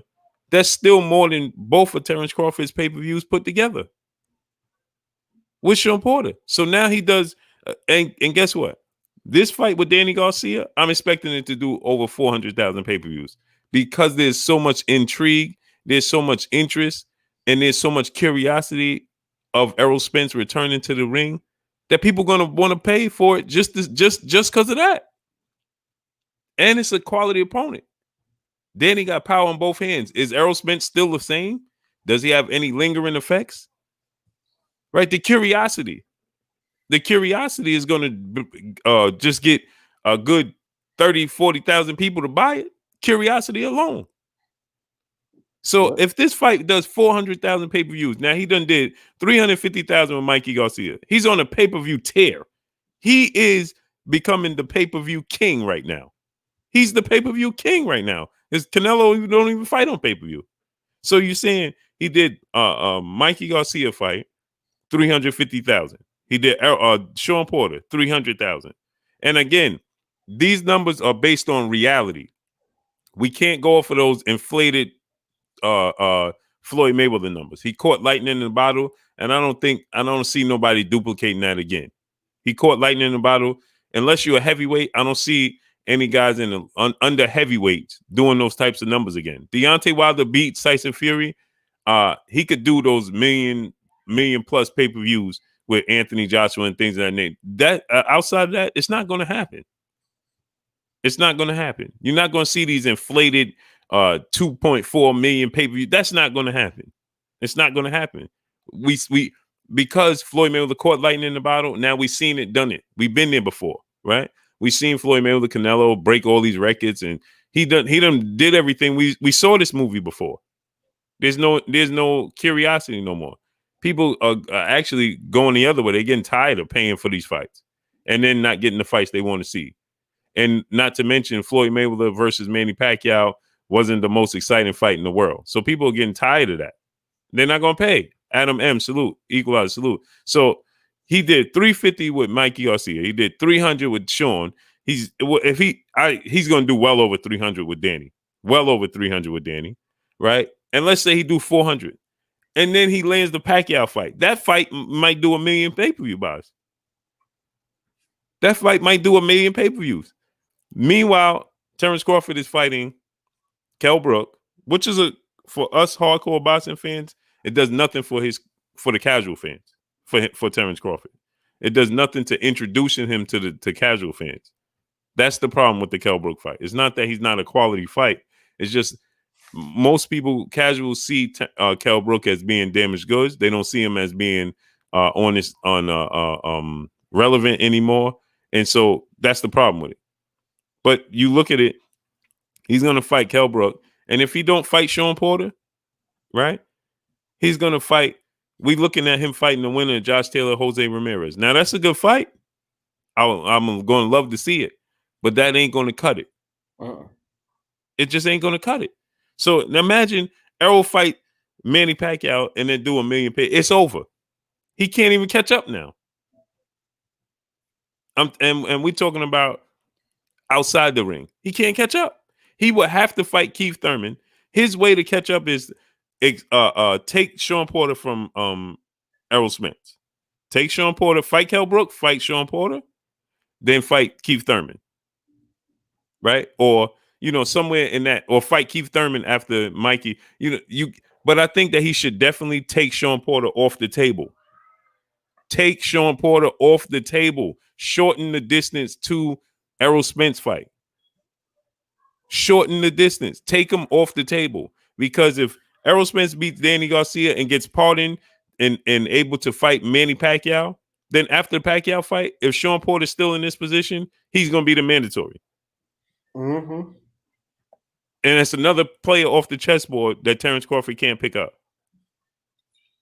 So this is all we're trying to say. When people take it the wrong way and they say, "Oh, you guys don't like Terrence Crawford." No, we don't like his fans though. Right. This is chess, not checkers. They playing chess.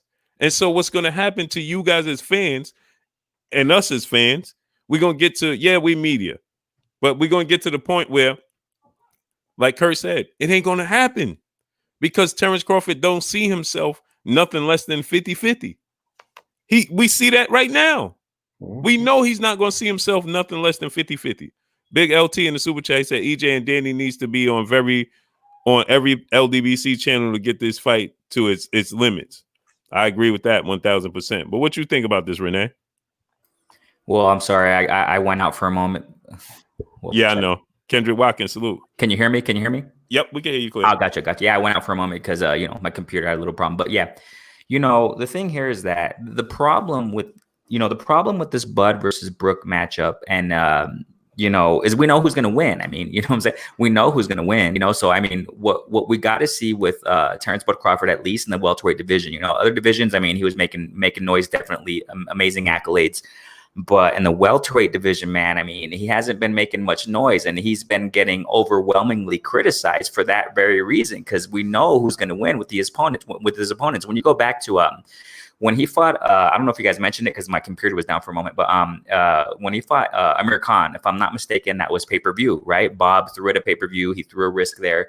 But we all knew who was going to win. And I mean, it's no coincidence that the numbers weren't the best. And after that fight, Bob Arum himself said that he wants to keep Bob Arum, his own boss, told him, or he said out in the media, he said, this was back like last year, 2019. So he said that he wants to keep Terrence Crawford out of pay-per-view until there's a Spence showdown. I mean, so that says a lot because Bob Art realized he threw a lot of money at Amir Khan. We all knew who was going to win. So, which is why a lot of people didn't really support, in my personal opinion, didn't really support that fight because they're like, well, you know, as it is, Terrence Crawford wasn't making too much noise as it was in the welterweight division. And to fight Amir Khan, you know, we already knew who was going to win. So he needs, like you guys were saying, you know, he needs a competitive opponent. What just happened recently in the top rank card? You know, those two guys going at it. I forgot the names, man. Sometimes I'm not the best with names, but I'm sorry. Baranchik. Yeah, thank you.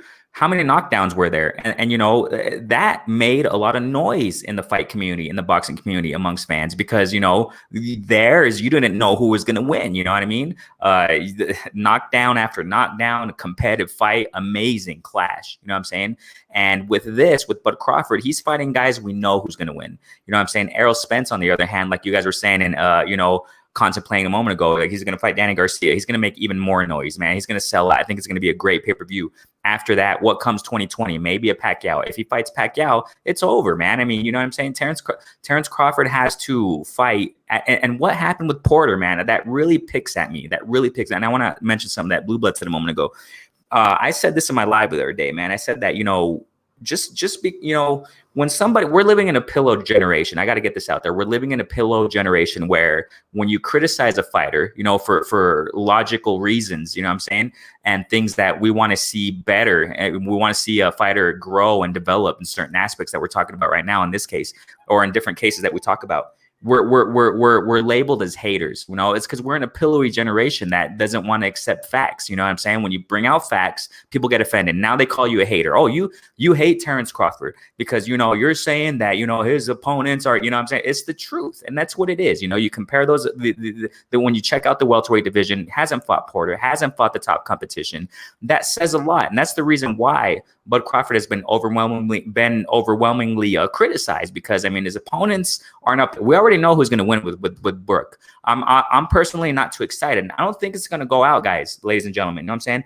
I mean, maybe I think different, but I don't think it's going to be as competitive as we think, man, with Brooke and Bud. Bud is just on another level with skills. You guys already know Kell Brook. I mean, I don't want to, you know, get into that, you know, but I just don't think he's going to bring too much competition against Bud, man. I think it's going to be a knockout. I think Bud's going to hurt him. We already know what's going to happen, you know, so, you know, Spence is two steps ahead of Bud. If Bud doesn't at least fight a Porter, I mean, we've been clamoring for Porter for a long time. And what happened? No, we're friends. And then, and I don't just put the heat on Bud, because if I'm not mistaken, recently, Porter turns around and says, you know, I love Bud. I love Bud. It's like, come on, bro. What is this fight? You know, so I'm not just putting the heat on Terrence Crawford. I feel what Porter's saying. He's a nice guy, you know what I'm saying? But we want to see them fight, you know what I'm saying? Or we just need Bud to step up in competition. If he were to fight Porter, he would get so much respect from the boxing community, man. He would get so much respect, because we would see his skills and you know, his tools put to the test in the welterweight division. But up to this date, man, and with Brooke, it's not. I don't see Terrence Bud Crawford's skills put much to the test against Brooke. Maybe to a certain extent, but Bud's levels above Brooke, man. I mean, that's how I see it. And this is not going to gain traction. It's just going to be the same old thing over and over. You know, Horn. Okay, I get it. He had the belt. It's all good. Okay. But then what? Benavidez, Khan, Mean Machine, and now Brooke. It's not clicking. It's not clicking. So if it's like that, I don't know. Who do you guys think? Just real quick question before, you know, we'll pass it on. I don't want to take too long. Who do you guys think Spence is going to fight after Danny Garcia if Spence win? What do you guys think? Because I heard of Manny Pacquiao, right? Yeah, hold on. My brother G5_ gave in the super chat. He says, salute Blue, Kurt, Renee, stay ready, and the chat. Salute to you, King. Salute to Matrix Theory. Salute to Adrian Easterlin, Sylvester Solomon, 2011. Who else we got in the building? LeVar Cooper, Edwin Agromonte. Salute to Cottrell Brownlee. Salute Mel and Ryan. Salute to y'all. I think it's going to be Manny Pacquiao.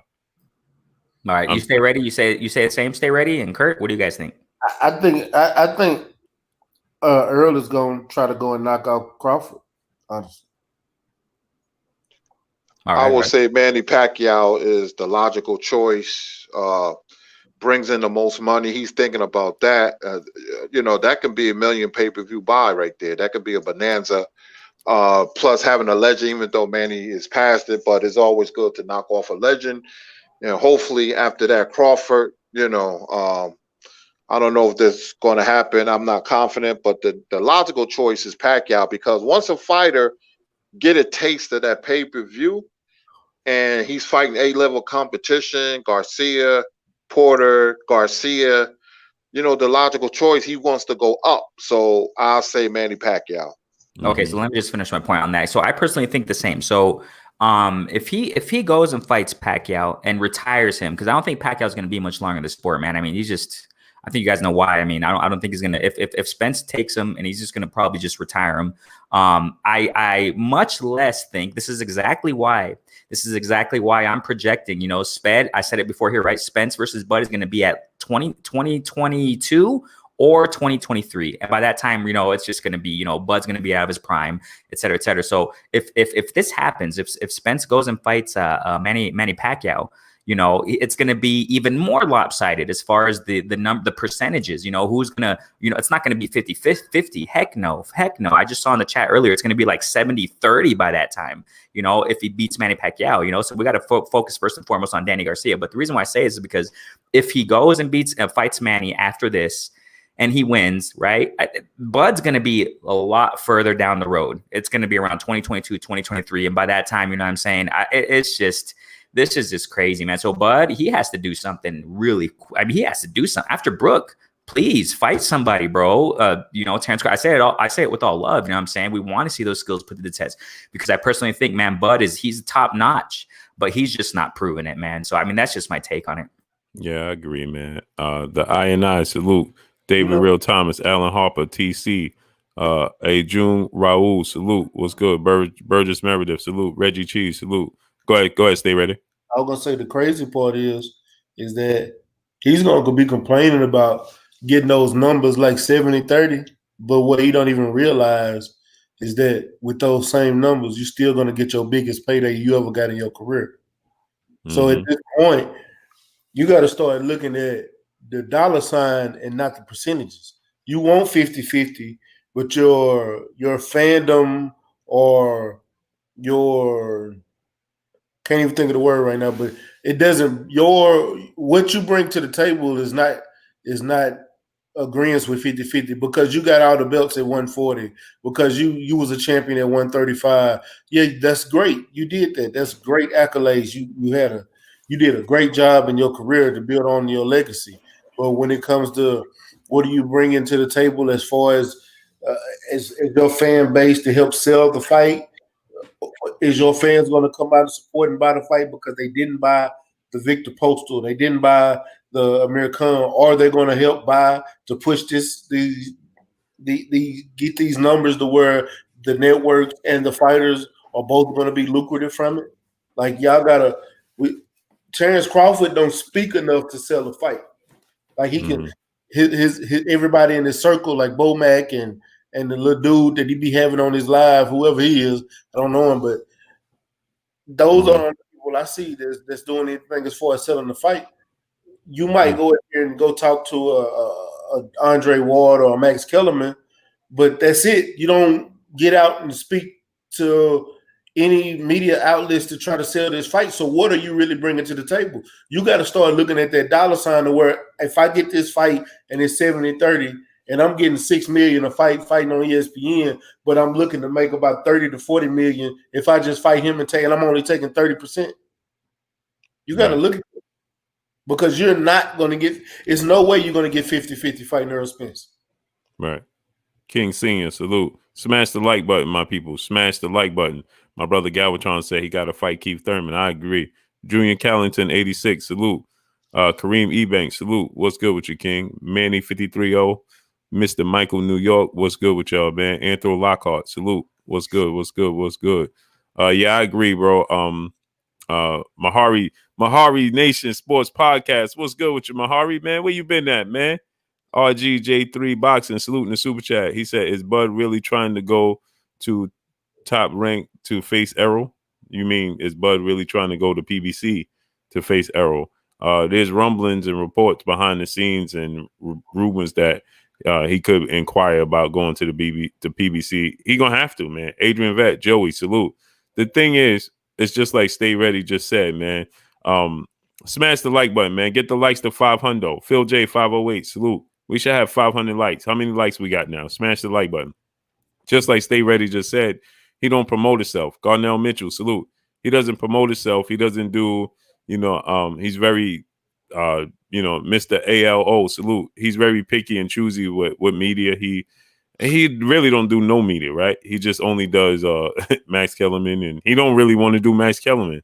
Yeah, I think he do Andre Ward because he's comfortable with that situation. Because you remember when he was on Max Kellerman, he wasn't too happy to be there. Remember? Mahari Nation Sports Podcast, my brother in the Super Chat says, salute, brothers. Send me a link. Send me your email again, Mahari.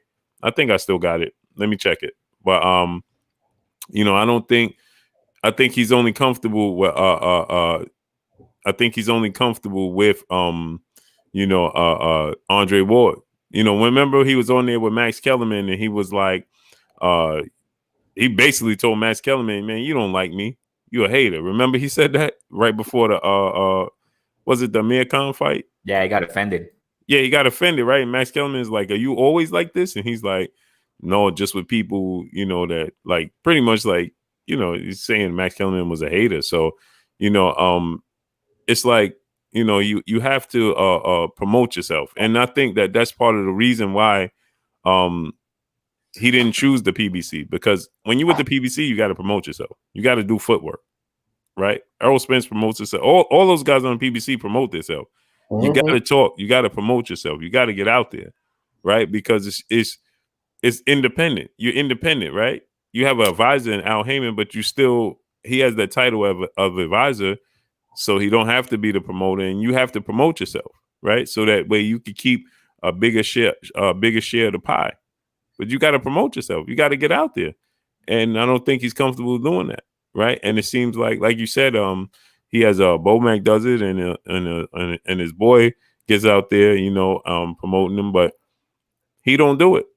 And he takes it as everybody is against him. Maybe he's building a chip on his shoulder, but I don't know how he can see it that way. Like, it's just reasonable. What everybody's saying is not unreasonable. It's just not. Like, nobody's saying he don't have the talent in the ring. Nobody. It's just like Demetrius Andrade. Who's saying Demetrius Andrade don't have the talent in the ring? Nobody's saying he don't have the talent in the ring. Everybody agrees he has the talent in the ring. It's just your decisions outside of the ring that begins to be questionable. You understand? Salute the God's greatest. Appreciate you, King. It's like that's the issue. Smash that like button. Get the likes up. How many likes we got? We should have 500 likes. How many likes we got? Get the likes all the way up. Smash the like button. Let's get the likes all the way up. What you think, Kurt? Am I right or wrong? No, you're right. I'm so disappointed. When Terrence Crawford moved up to welterweight, I just thought we was going to have a round robin, a golden age in the welterweight division. By now, they should be having a rematch, Crawford and Spence. That's what I was thinking, and it's going to be Thurman and Porter. I was thinking 80s welterweight, with the four kings. I should say 5 with Benitez. And it's been very difficult. Errol is doing everything. He's the one that's making the division by fighting everybody, and Crawford is making it hard by refusing to fight. The ideal 3 fights should be Kell Brook, Sean Porter, and Keith Thurman for Crawford. That should be his next 3 fights. But as easy it may sound, is hard because Crawford, I don't got to worry about Crawford when the bell goes ding and he comes out for the first round. He's an excellent fighter. But the negotiating and certain fighters move funny. He's one of them. Terrence Crawford is the type of fighter that he's going to retire, ain't going to tell nobody, and then he's just going to come out and say, oh, I'm retired. That's the way he moves, and I don't think it's going to be too long. Maybe a couple of years if we lucky, but I just don't have confidence in Crawford. And I think Spence could have fought nobody, or I shouldn't say nobody, a lesser opponent coming off the car crash. But he's taking on a dangerous Danny Garcia who can beat him. So I have to take my hat off to Errol Spence. Salute to Johnny Player. What's good with you, Johnny Player? We got my brother Mahari Sports. Well, Mahari, man, you be changing your name on me, man. Mahari Nation Sports Podcast. Salute, man. Just keep it clean because YouTube don't. I'm not in their I'm not in their favorite box of candy or whatever. So. But smash the like button, my peopleization. Smash that like button. Get the likes to 500. How many likes we got? Smash the like button. Go ahead, Mahari. Man, what's going on, brothers? How y'all doing today, man? Blood, it's been a minute though, bro. How you been, man? Yeah, man. I ain't even see you. I usually see you on Ticket, so I ain't see you nowhere, man. Where you been at? Man, I've been, working and grinding, helping out with the family and everything else. So, but I'm still, making videos, still, helping out whatever I can. Good to hear from you, Curtis Anderson. How you doing, OG? Man, I'm good, man. It's been a while since we talked, man. I'm glad you're doing okay. Yeah, for sure. Same to you, though, bro. Same to you. What's going on, Renee Box Young? Stay ready. How y'all brothers doing? What's up with it, Mahari, man? Where you been? You ain't come on Smoke City with us no more, man. That's what I'm saying. I ain't seen this brother in forever, man. DJ Zion Love, salute. EHG the second, salute. What's good with you, Kings? Man, I always be on Smoke City, but the problem is, one, I think Junior forgot to put my email in the group email message, and two, I've been working a lot, so I've been, very tired, so I don't know, so I haven't had the energy, to jump on though. But I've still been listening in. Just gotta contact Junior, let him know, hey, don't forget about me. So. Yes, sir. Miss you, Hill, salute. Nice to see you, man. Really just been me and Junior the past couple of weeks, All right. Well, I'm gonna come back next week, and I'm gonna, give it to Junior to wherever I can. But let's stick on to the subject at hand here. But I don't. The reason why I don't do boxing videos as much is because I've been getting tired of a lot of these, these so-called fanboys out there that trying to ruin, what's going on in boxing, because they always try to encourage the fighters not to fight, the best fighters out there. And the way I've been seeing about with Terrence Crawford is simply as this. Terrence Crawford right now, he should have been fighting Errol Spence a long time ago. But because we got dumb politics that have been going on around behind the scenes that's making it possible to make the fight happening, now Crawford's in the position that he's in. All right. Fighting against garbage opponents, not getting no fights, not getting no buzz because he's not willing to promote himself, because everyone will assume that his fighting ability and whatever it is going to promote for himself. No, bro, you got to go out and you got to get interviews out there, man. Not just with mainstream, but underground media too that's willing to push your name. People forget you got a fan base that still got you, but apparently that you basically neglected your fan base, and now I've seen a lot of people that have been loyal with Crawford for so many years turn against him because at the end of the day, Crawford don't acknowledge his fans. He all assume that the fans don't like him anyway. So at the end of the day, what do you expect the fans to think? If you don't want to do interviews, if you don't want to go out there and support a lot of the black channels out there in YouTube, all right, what are we supposed to think, right? This is what Crawford does to himself all the time. This is why guys like Wilder and guys like Errol Spence Jr., they get it. Because they know that the underground media is what the way to try to promote your brand and to promote yourself in boxing. That way, more fans can come in and see you. You know what I'm saying? So, at the end of the day, I blame Crawford for the whole situation. Because why do you think that Errol Spence Jr. should have to do all the heavy lifting while you basically go out there try to escape and slide by and then come in and get the huge payday when you haven't done anything to warrant the fight? All right, I'm sorry.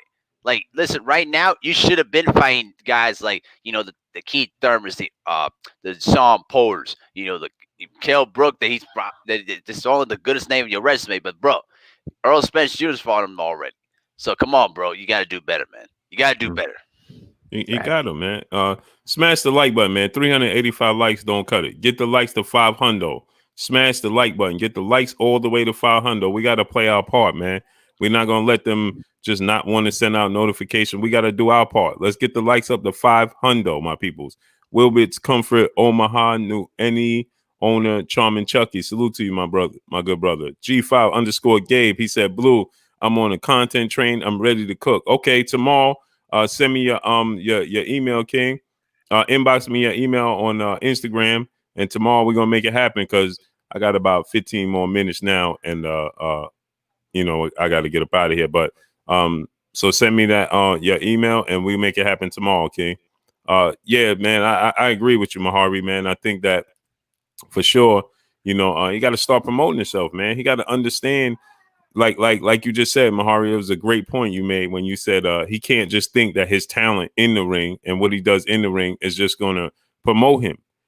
It should, but that's not the case. Kashiv Dixon, salute. Remember, Andre Ward used to always be asked about that.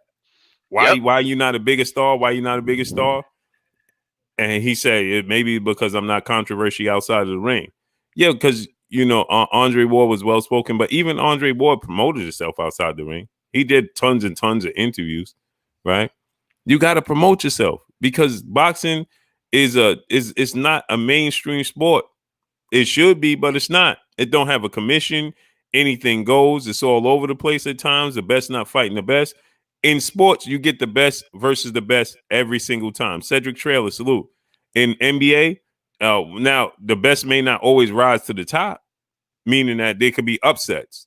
That happens in the sport of boxing, right? We're supposed to get Evander Holyfield, Mike Tyson, but James Buster Douglas stepped in and said, I had other plans. So sometimes the best don't always fight the best, right? In the NFL and the NBA, we had how many people saw the Heat beating, knocking off the Celtics and the Bucks? No, we didn't see that coming. We didn't get the Giannis Antetokounmpo and LeBron James matchup in the finals, or the Clippers get knocked off by the Nuggets. But the fact remains is they didn't do their part. They was on course to get the best versus the best. The Clippers didn't do their part. I am Ill Will. Salute to my brother. I am Ill Will. Go subscribe to my brother. I am Ill Will. Right. Yeah, G5_Gabe. Tomorrow we're gonna make it happen. Just don't forget to send me your email. So we was on course. You can't play boxing. Salute. We were on course to get the best versus the best in every sport. In the NFL, you're gonna get the best teams on the Eastern and the NFC and the AFC. Now, now it's up to them to do their part. It's like a tournament. CF Sports and Entertainment, salute. It's a tournament, right? We don't have tournaments in the sport of boxing, so you got to promote yourself and give us the best versus the best. You can't sit in the back and say, well, I'm the best. Well, no, we don't know you the best. We assuming you the best from the eye test, but you got to step up level of competition. It's like LeBron James consistently on a nightly basis playing against, the dude Dunn from the Heat, right? And he dropping triple doubles. And I'm the best. No, I got to see you against Giannis Antetokounmpo. I got to see you against Kevin Durant. I got to see you against the Warriors. I got to see you against James Harden. That's when you're going to tell me you the best. You can't tell me you the best because you see the goods. You see how I drop these 3-pointers. Yeah, but you ain't facing the best defense out there. You got to give us the best. We need a better barometer, right? That's why guys love to fight against guys that that's why Devin Haney wants this fight with Yoriokas Gamboa so much, because he wants to fight with Tank Davis. And he wants to show everybody I could outclass Gamboa in a better fashion than Tank Davis did, because I want the Tank Davis fight. So now make the fight with me and Tank Davis. LK Ross, salute. You understand what I'm saying? But Terrence Crawford wants to sit back. Okay, we understand what you did, like Stay Ready said. We understand what you did at 130, 135. We understand what you did at 140. Right? But even then, the level of competition avoided you. Right now, I was thinking, when Renee was talking, right? I was thinking, why isn't he pushing himself on Mikey Garcia? No pun intended. Pause. But, Sonny Ray, salute. Why isn't he going out and saying, hey, Mikey, you gave Errol the opportunity. You gave Errol the fight. You said you want to be a champion at welterweight. I got a belt here. You sitting on the shelf right now. I'm sitting on the shelf. Let's make it happen. Put Mikey Garcia back against the wall. And if he don't take the fight, then you can say, well, see, I tried to make that fight. He ain't want it. You see what I'm saying? But you sitting on your hands, and this Kell Brook fight could be Mikey Garcia. He could put Mikey Garcia in a situation where he said, hey, listen, I want to fight Mikey Garcia. We both started in lower weight classes. I'm not too big for him. He not too big for me. He said he wanted a belt at welterweight. What you waiting for? And then tell your promoters. You see what Bob Arum just said yesterday? These are the signs. What Bob Arum just said yesterday? He said, I don't know what Teofimo Lopez is going to do in the future because it's all up to Teofimo Lopez. But when we listen to Terrence Crawford, he's saying it's up to Bob Arum and them. This is why we're not getting the best of Terrence Crawford versus the best. Because he'd rather sit back and allow Bob Arum to do all the work. But Teofimo, look, Bob Arum just said it yesterday. If Teofimo Lopez, I don't know if he's going to stay at 135 or he's going to go to 140. When Bob Arum is trying to push the Oscar Valdez, this is Oscar Valdez, right? Well, who is it? Is it Oscar Valdez? I think it's Who you Oscar. talking about, Blue? The dude that Bob Arum is trying to push on Teofimo Lopez if he beat Ryan Garcia, Vasil Lomachenko. No, I think they're trying to push Oscar Valdez and Berchelt. Yeah, it's Oscar. That's the next. They fighting, right? No. Valdez and Berchelt's going to fight. Okay, so who's the dude that just recently fought on ESPN? He had lost. He got upset. He's from Puerto Rico. I don't know that one. I don't remember. Oh man, what is his name, man? Go ahead, Kurt Cook. While let me look up his name. Yeah, well, we're only days away from the big fight next Saturday. That's the fight I'm thinking about. Teofimo Lopez and Vasil Lomachenko. I still didn't pick a winner because I could see both of the fighters having success, but we'll cook on that fight another time. Is upon us. You got Navarrete versus Villa on Friday. You got a triple header. You got Martinez, Estrada, and Chocolatito on Friday, October 23rd. It's not October, it's Boxtober. And Tank and Santa Cruz, they have the all access coming up. And you have a lot of fights. You had fights yesterday. Did anybody see that uppercut that Comwell hit my man with? To bust his whole nose and remind me of the old uppercut that Smoking Burt Cooper hit Cecil Coffee with. Blood was just splattering on the canvas. So you have boxing on a Wednesday night. Oh man, what is this dude name, man? You say he's from Puerto Rico, right? Yeah, y'all know who I'm talking about. He just fought not too long ago. He got not like Pedraza, right? No, he got like a first or second round knockout. He got upset not too long ago, and everybody was saying, man, he don't look like he got the heart of a boxer. Oh man. You talk about Verdejo? Felix Verdejo. Bob Arum is trying to push Felix Verdejo on Teofimo Lopez, right? He keeps telling him he should fight Verdejo if he beats Lomachenko. So yesterday, Teofimo Lopez said, Verdejo don't do nothing for me. He said he's a good fighter, but he don't do nothing for me. So I don't want to fight him. He said, no, I want to fight either a champion. And this is what Bob Arum on the line. He said, either I want to fight a champion or I'm fighting the winner of Josh Taylor and Jose Ramirez. And Bob Arum said, well, because those guys are kind of big, but, it's up to Teofimo Lopez to make the decision. So that goes to show if you want it, you can make it happen. So this is what Teofimo Lopez is saying. And Teofimo Lopez is 10 years younger than Terrence Crawford. This dude's going to 23. Terrence Crawford is 33.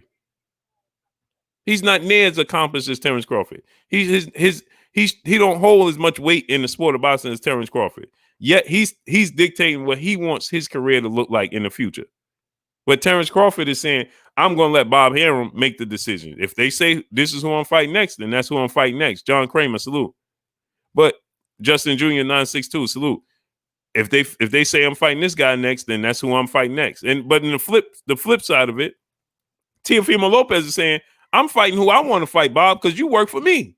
Tito Shatanda, salute. Question, Blue. Go ahead. You got these guys calling out Crawford right now. Keith Thurman, even though we know what Keith Thurman did, but he's calling him out. He's still a top-level guy right now. He only got one loss. Mm-hmm. You got Sean Porter actually coming out saying, I want to fight Crawford next. You got these guys calling this man's name out, yet he's taking it as a slight to him, like, I don't want to fight y'all. I want Spence. But yet you feel like Spence running from you because you've been calling him out. Mm-hmm. But Spence did say in the beginning, when you first came to 147, he'd fight you. Right. So I'm wondering, why are we giving Crawford, why is so many people giving him the benefit of the doubt or not giving him the same vitriol that we giving Spence or we giving a lot of these other guys, because technically he's ducking fighters right now as we speak. There's no way around it. However you want to look at it or not, he is ducking great potential fights. We always asking for the best to fight the best, but you got these guys calling him out. These are the best at 147. It don't get no better than them. That's facts. And then see, here's the thing, Mo your sauce, salute. And this is what I'm trying to say, right? People take it and they say, well, see that y'all saying that because you don't like them, or you hating on them. Well, here's the thing. Sandalay Mabatha, salute. GB Boxing, salute. Smash the like button, get the likes to 500, my peoples. Smash the like button. Let's get the likes to 500. Now, Sean Porter says, I reached out to Terrence Crawford to make the fight happen. And he told me, well, if his plans fall through, then I'll, reconsider fights facing you. I'll come back to this table, but your plans fell through because the plans was to fight Manny Pacquiao. So it fell through. And it seems like they was in Chris Evans, salute. It seemed like Thrill Hill, salute. It seemed like they was in a mad scramble, right? But why didn't they revisit the Sean Porter fight? That's what Sean Porter said, and I don't think Sean Porter making it up, right? Sean Porter said he told me he'll revisit a possibility of facing me later down the line if his plans fall through. Well, your plans fell through. Your plans fell through. And now, here's the thing. This is what we're trying to explain to everybody. Errol Spence is starting to lap him. If Errol Spence is going to fight with fans, imagine, like Stay Ready said, that the Cowboy Stadium hold 110 or something like that. Imagine if they up the amount of people that could be there. Imagine if they say, well, we're going to allow 50,000 people to be here. 50,000 people? That's almost 3 times the amount of people that you could have in the MGM in Vegas. So if he do 50,000 people in a pandemic with social distancing, we know he was held back, right? Sirius Jones, salute. Bobby, what's your name? Bobby Tosway. What's his name? Bobby Tosway, 330, salute. Eric Anaya, salute. Right? So we know he was held back because of social distancing. So that means he could absolutely would have sold out the stadium. Imagine if he could get all these people to come out at this point in time. Because there's still people that are still wary about being around big groups of people. But if Errol Spence could draw you out your house at this point in time and could get and max out those seats, those tickets, and imagine if he sells those tickets out, Jupiter B, my brother, salute. Imagine if he sells that is October 14th is going to sell. Imagine if October 15th is sold out. This is what people are not understanding. Like, you got to understand, this is chess. If you want to see Errol Spence, because like Kurt said, Terrence Crawford doesn't have the mindset of, I'm going to take 70-30. He ain't going to do that. But what's going to happen is this. This is what's going to happen. And I want to go to Renee with this, right? Because this is what's going to happen. Everybody's going to place blame on Errol Spence and tell Errol Spence, well, you need to bend. You need to bend. Go ahead and give him, oh, come on, Errol, you don't want to fight. Go ahead and give him 55, 45. This is what the people, they're going to place this on Errol Spence. That's what's going to happen. They're going to dismiss everything Errol Spence did leading up to all the heavy lifting, like Kurt said. They're going to dismiss all the heavy lifting Errol Spence did until that point, and then everybody's going to place that on Errol Spence's doorstep and say, "Hey, man, you need to go ahead and you don't want that fight. Give him what he asked for." That's what they're going to dismiss all the work that Errol Spence did up until that point. Anthony Lockhart, salute. That's what's going to happen. And everybody then is going to be, and see, Errol don't want to fight. Remember that happened with Floyd Mayweather. When Floyd Mayweather told Manny Pacquiao, okay, I'll give you everything you want, but you just got to take the test. Oh, man, Floyd, you making up rules. That's not even a rule in the sport of boxing. Why he got to take the test? Even Freddie Roach, remember, that's not a rule in boxing. Why? He's just making up his own rules. And then he fights Marquez, gets knocked down and say, well, Marquez should have took the test. Huh? You stalled the fight out for 5 years not wanting to take the test with all types of different Jamal Coleman salute made up all different types of things. Talking about he didn't like needles. If they came right before the fight, you know, he will be weak, and all of these things that Manny Pacquiao came up with. He stalled this out for 5 years. 5 years, and then turned around every fight he got his opponent taking the test. Well, I thought that's not part of the rules. Remember, that's held up the 5th fight with him and Marquez. Remember, he wanted the 5th fight so bad, and then he told Marquez, you got to take the test. And Marquez was like, you know what? I ain't even got to fight no more. I'm satisfied with knocking you out, Cole. That's my last vision in the ring. And I'm good with that. I'll just walk off to the sunset.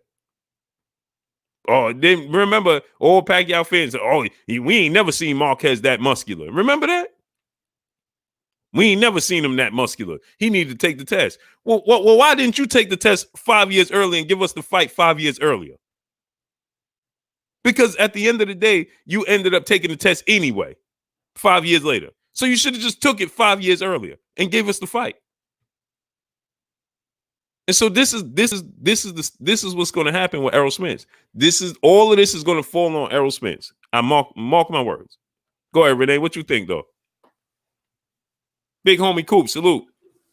Yeah, well, concerning, Spence doesn't have to beg anyone. He's not in the position to beg. It's on the contrary. Bud Crawford's the one who should be begging for the Errol Spence fight, and he is to a certain extent, man. But he's getting frustrated, But he's not doing the hard work. I like what this comment by Mel and Ryan. I just want to highlight it here. It says EJ walking the stairs, and Bud keeps pushing the button of the elevator. Exactly. EJ, he's the one who has his, he's doing the hard work in the trenches. He's the one, fighting the top names out there in the welterweight division. Like, I think a lot tells us here. This, Errol Spence, I think Blue Blood mentioned earlier that, thanks, Blue Blood. I didn't think you did that. I think Blue Blood mentioned earlier that, Errol Spence, or I think it was Curtis, I don't remember who mentioned it, but Errol Spence had all the right after this car accident to not fight Danny Garcia, man. I mean, he had all the right to have a quote unquote tune-up fight, man. I mean, he had all the right to do that. But what did he do? Turns around and fights Danny Garcia. I mean, that says a lot. That speaks volumes. You know what I'm saying? So Errol Spence, he's doing all the hard work, man. So Errol Spence is not in the position because he steps above Bud Crawford right now and what he's doing in his career in the welterweight division, specifically speaking. And Bud is the one who has to put into action what he wants. You got to work for it, man. You're not just going to be in this in life. You know what I'm saying? It's kind of sounds cold to say it, but Bud doesn't deserve to have he doesn't deserve to have an opportunity to even fight Spence right now. I mean, it sounds weird. It sounds crazy to say it. I mean, they should fight. Obviously, we've been clamoring for it, but he hasn't worked his way up. You know what I'm saying? I mean, yes, he has a belt. I get it. But when it comes to, working, fighting in the trenches, fighting these names that we're talking about, he's not doing it, man. And, this is just going to widen the gap. The way that Errol Spence, hopefully we'll see what happens. I'm going for Spence, but Danny Garcia is no pushover. Definitely not. It's going to be a fun fight. This is just going to widen the gap of the fight even happening. It sounds kind of pessimistic, but, if Errol Spence wins and if he wins in an impressive fashion, how are we going to know if Bud is really ready for Spence? Fighting the competition he's been fighting in the welterweight division. And look at Errol. He's fighting this tough competition. He's ready. You know what I'm saying? He has the experience of fighting tough fighters in the welterweight division. How are we going to know if Bud's going to be prepared for a Spence? That's what Stay Ready said. Yep.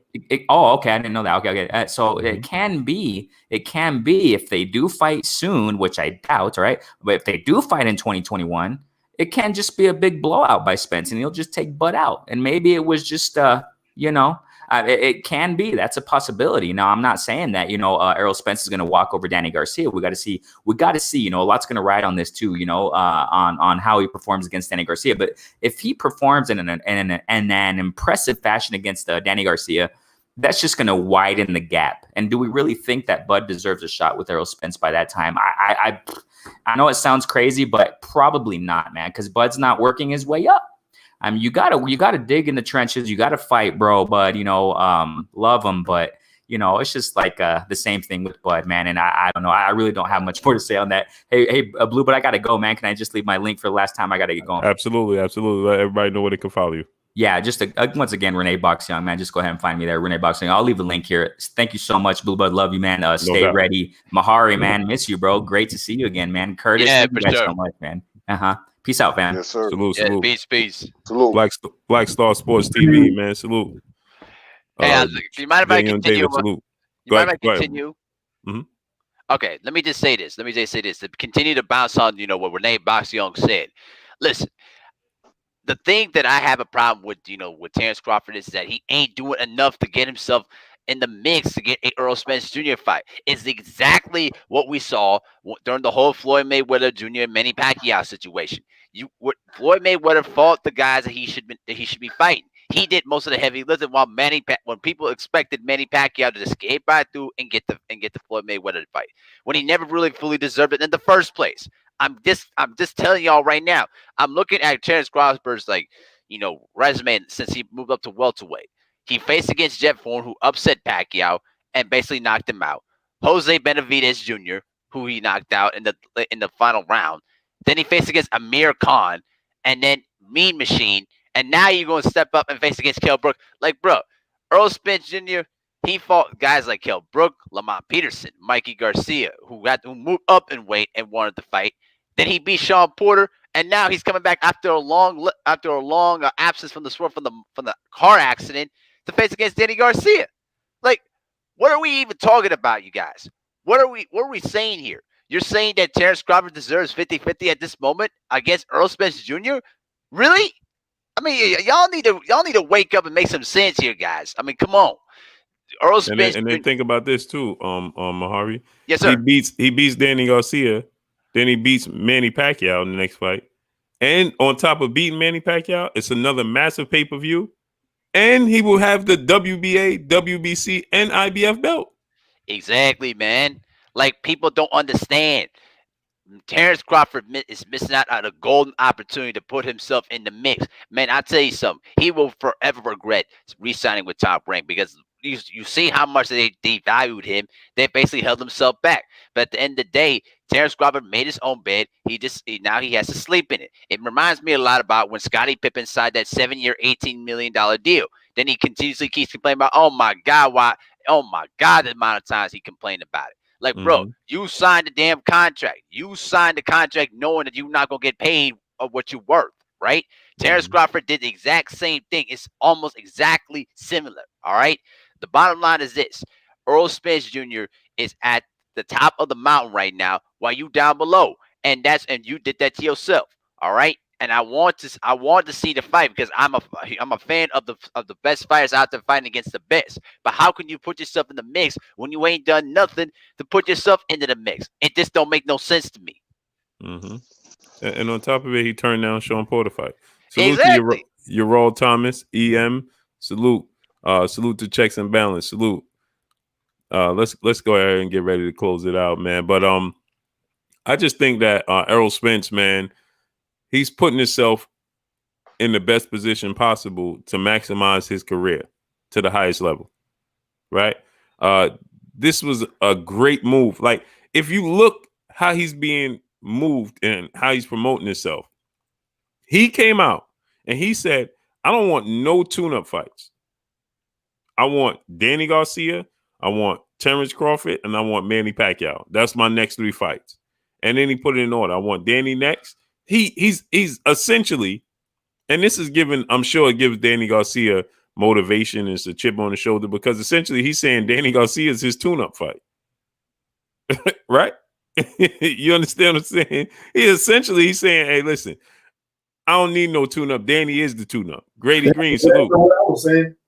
Right? Stay ready. What you think? Danny is his tune-up fight. If you look at it stylistically, right. It's a stylistic nightmare for Danny.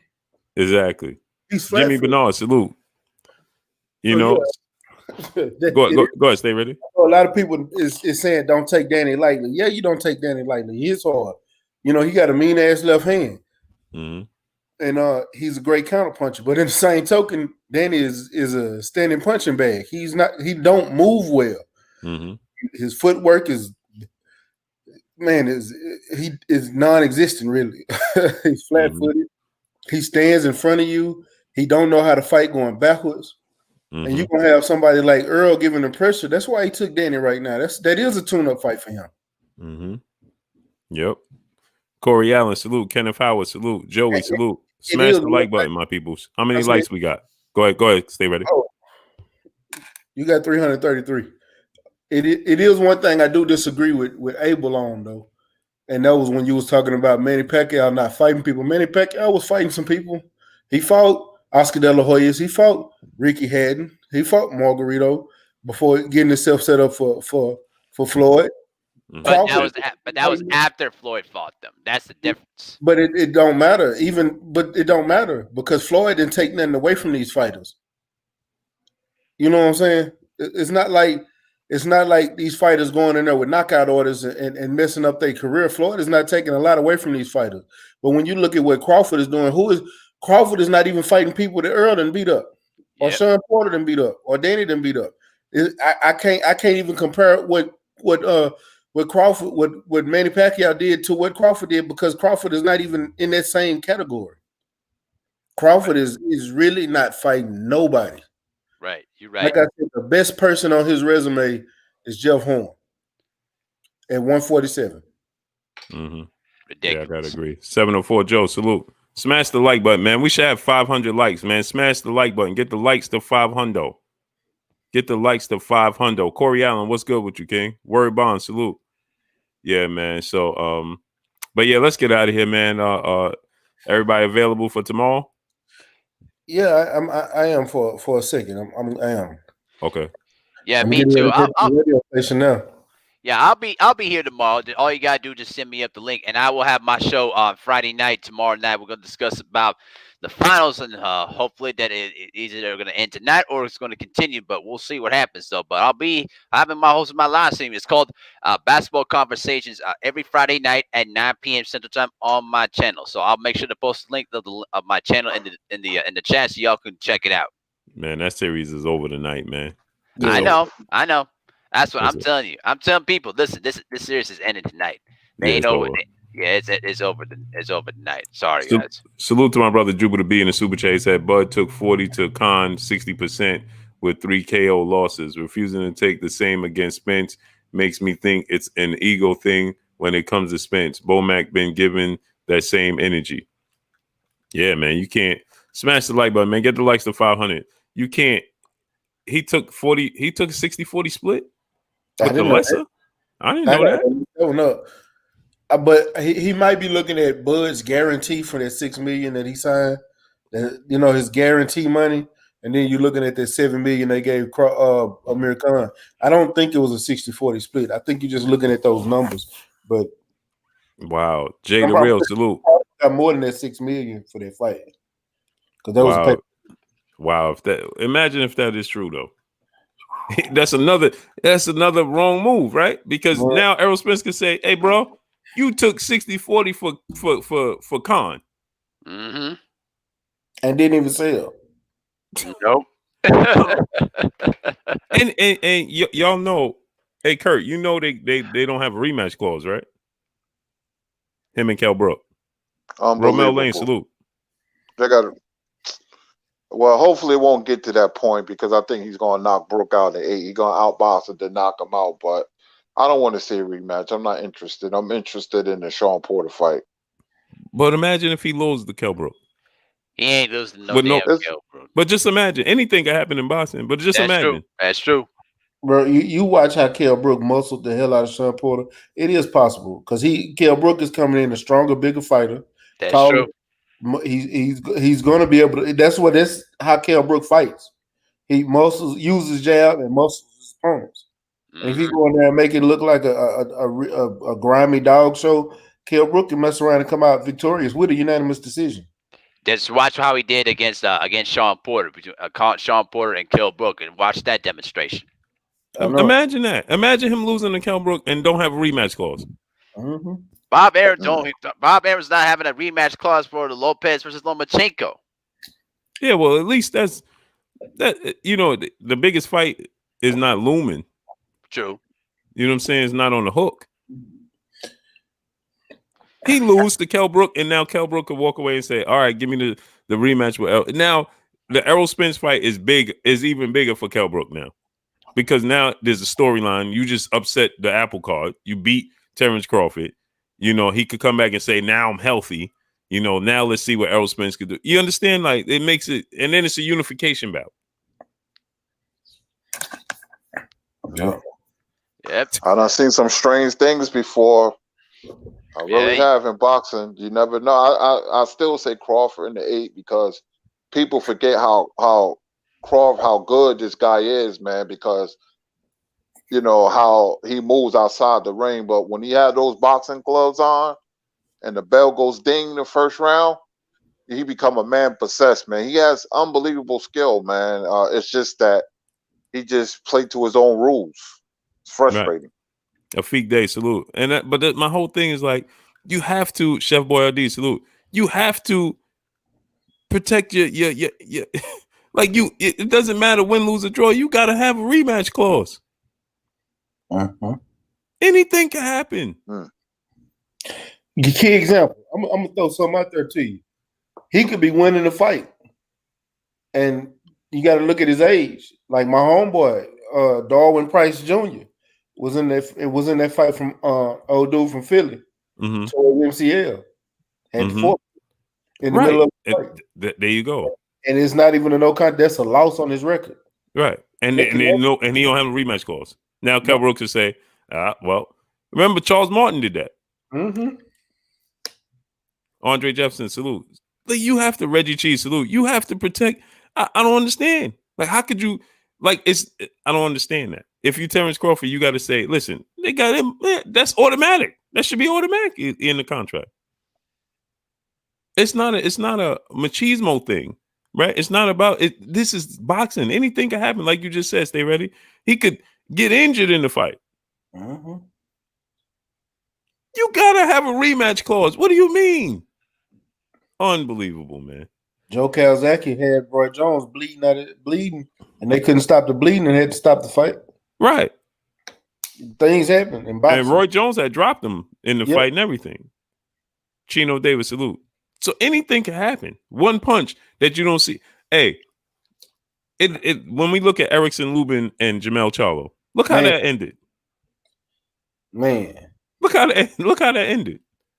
Like, to this day, I still can't truly see the punch in its totality. Like, as much as, and many times you try to watch it, it's like, it almost looks like he ain't have no real power. Like, he didn't throw, you know what I'm saying? Like, Adrian McCoy, salute. Like, you don't know what, anything can happen. You got to cover yourself. Hell, Jason Rosario and Mayo, they jabbed. Right, J-Rock. Yeah. Like, man. But let's get up out of here, my peoples. Go ahead, Mahari, man. Tell the people where they can find you.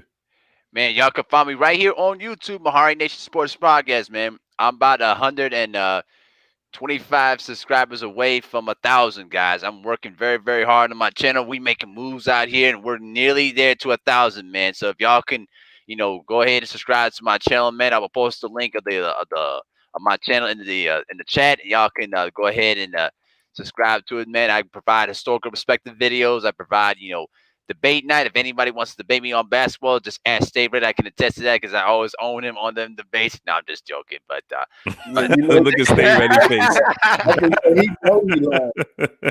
I'm joking. But me and Stay Ready, we have good debates. We disagree, but at the end of the day, we always keep it respectful. But anybody's welcome to debate me at any time, though. But appreciate the link, though, man. And I hope we see the fight that we're going to be seeing in the future, man. And let's go Rockets. Stay ready. Yeah. Anybody that think Vince Carter is not a Hall of Famer, I don't argue with no more. Man, shut up. Go ahead, Stay Ready. Let them know. Man, I appreciate you seeing it. We're going to have fun again. I'll be back on tomorrow, man. Yes, now, I'm about to start back dropping these videos, getting ready for these fights. we got some local fights, and I got a fight coming up in Mississippi that I'm supposed to be going down and covering. We're getting back. Boxing is back, so I'm about to get back to doing what I do, dropping these videos, getting these live streams together, the podcast, ringside views. Got the interviews coming up with these fighters. Man, y'all make sure y'all come support. Check me out. You can find me right here on YouTube at Stay Ready Boxing TV. You can also find me on Instagram and Facebook at Stay Ready Boxing TV. You know what I'm saying? It's easy. You can Google me. I'm just simple. But I appreciate you sending me that link, man. And it's your boy Mac. Stay Ready Boxing TV. You ain't got to get ready if you stay ready, man. Yes, sir. Historian, my brother. Go ahead and close us out, Kurt. Yes, sir. My name is Curtis Anderson, aka Kurt Sugar. You can find me right here, co-host of Blue Blood Sports TV, weekday in the afternoons and on Thursday nights tonight. You can find me on the Three Wise Men of Boxing with Stormy B, man, 9 o'clock Eastern Standard Time. And thanks, chat, for sharing your time. Another great show, Blue. You know, stay ready. And Mahari, man, peace to everybody. Yes, sir. Yes, sir. Y'all already know what it is. It's your boy Blue, Blue Blood Sports TV. Hey, like, comment, and subscribe. You haven't subscribed, hit the subscribe button, hit the like button, hit the bell icon to get all the new notification. Follow us on Instagram at Blue Blood Sports TV, or one word. Y'all already know what it is. Shout out to the entire LDBC. Shout out to New Media. Shout out to Black Media Row. Make sure you like and share these videos. That's all we got for y'all. Peace. Peace. Peace. Peace.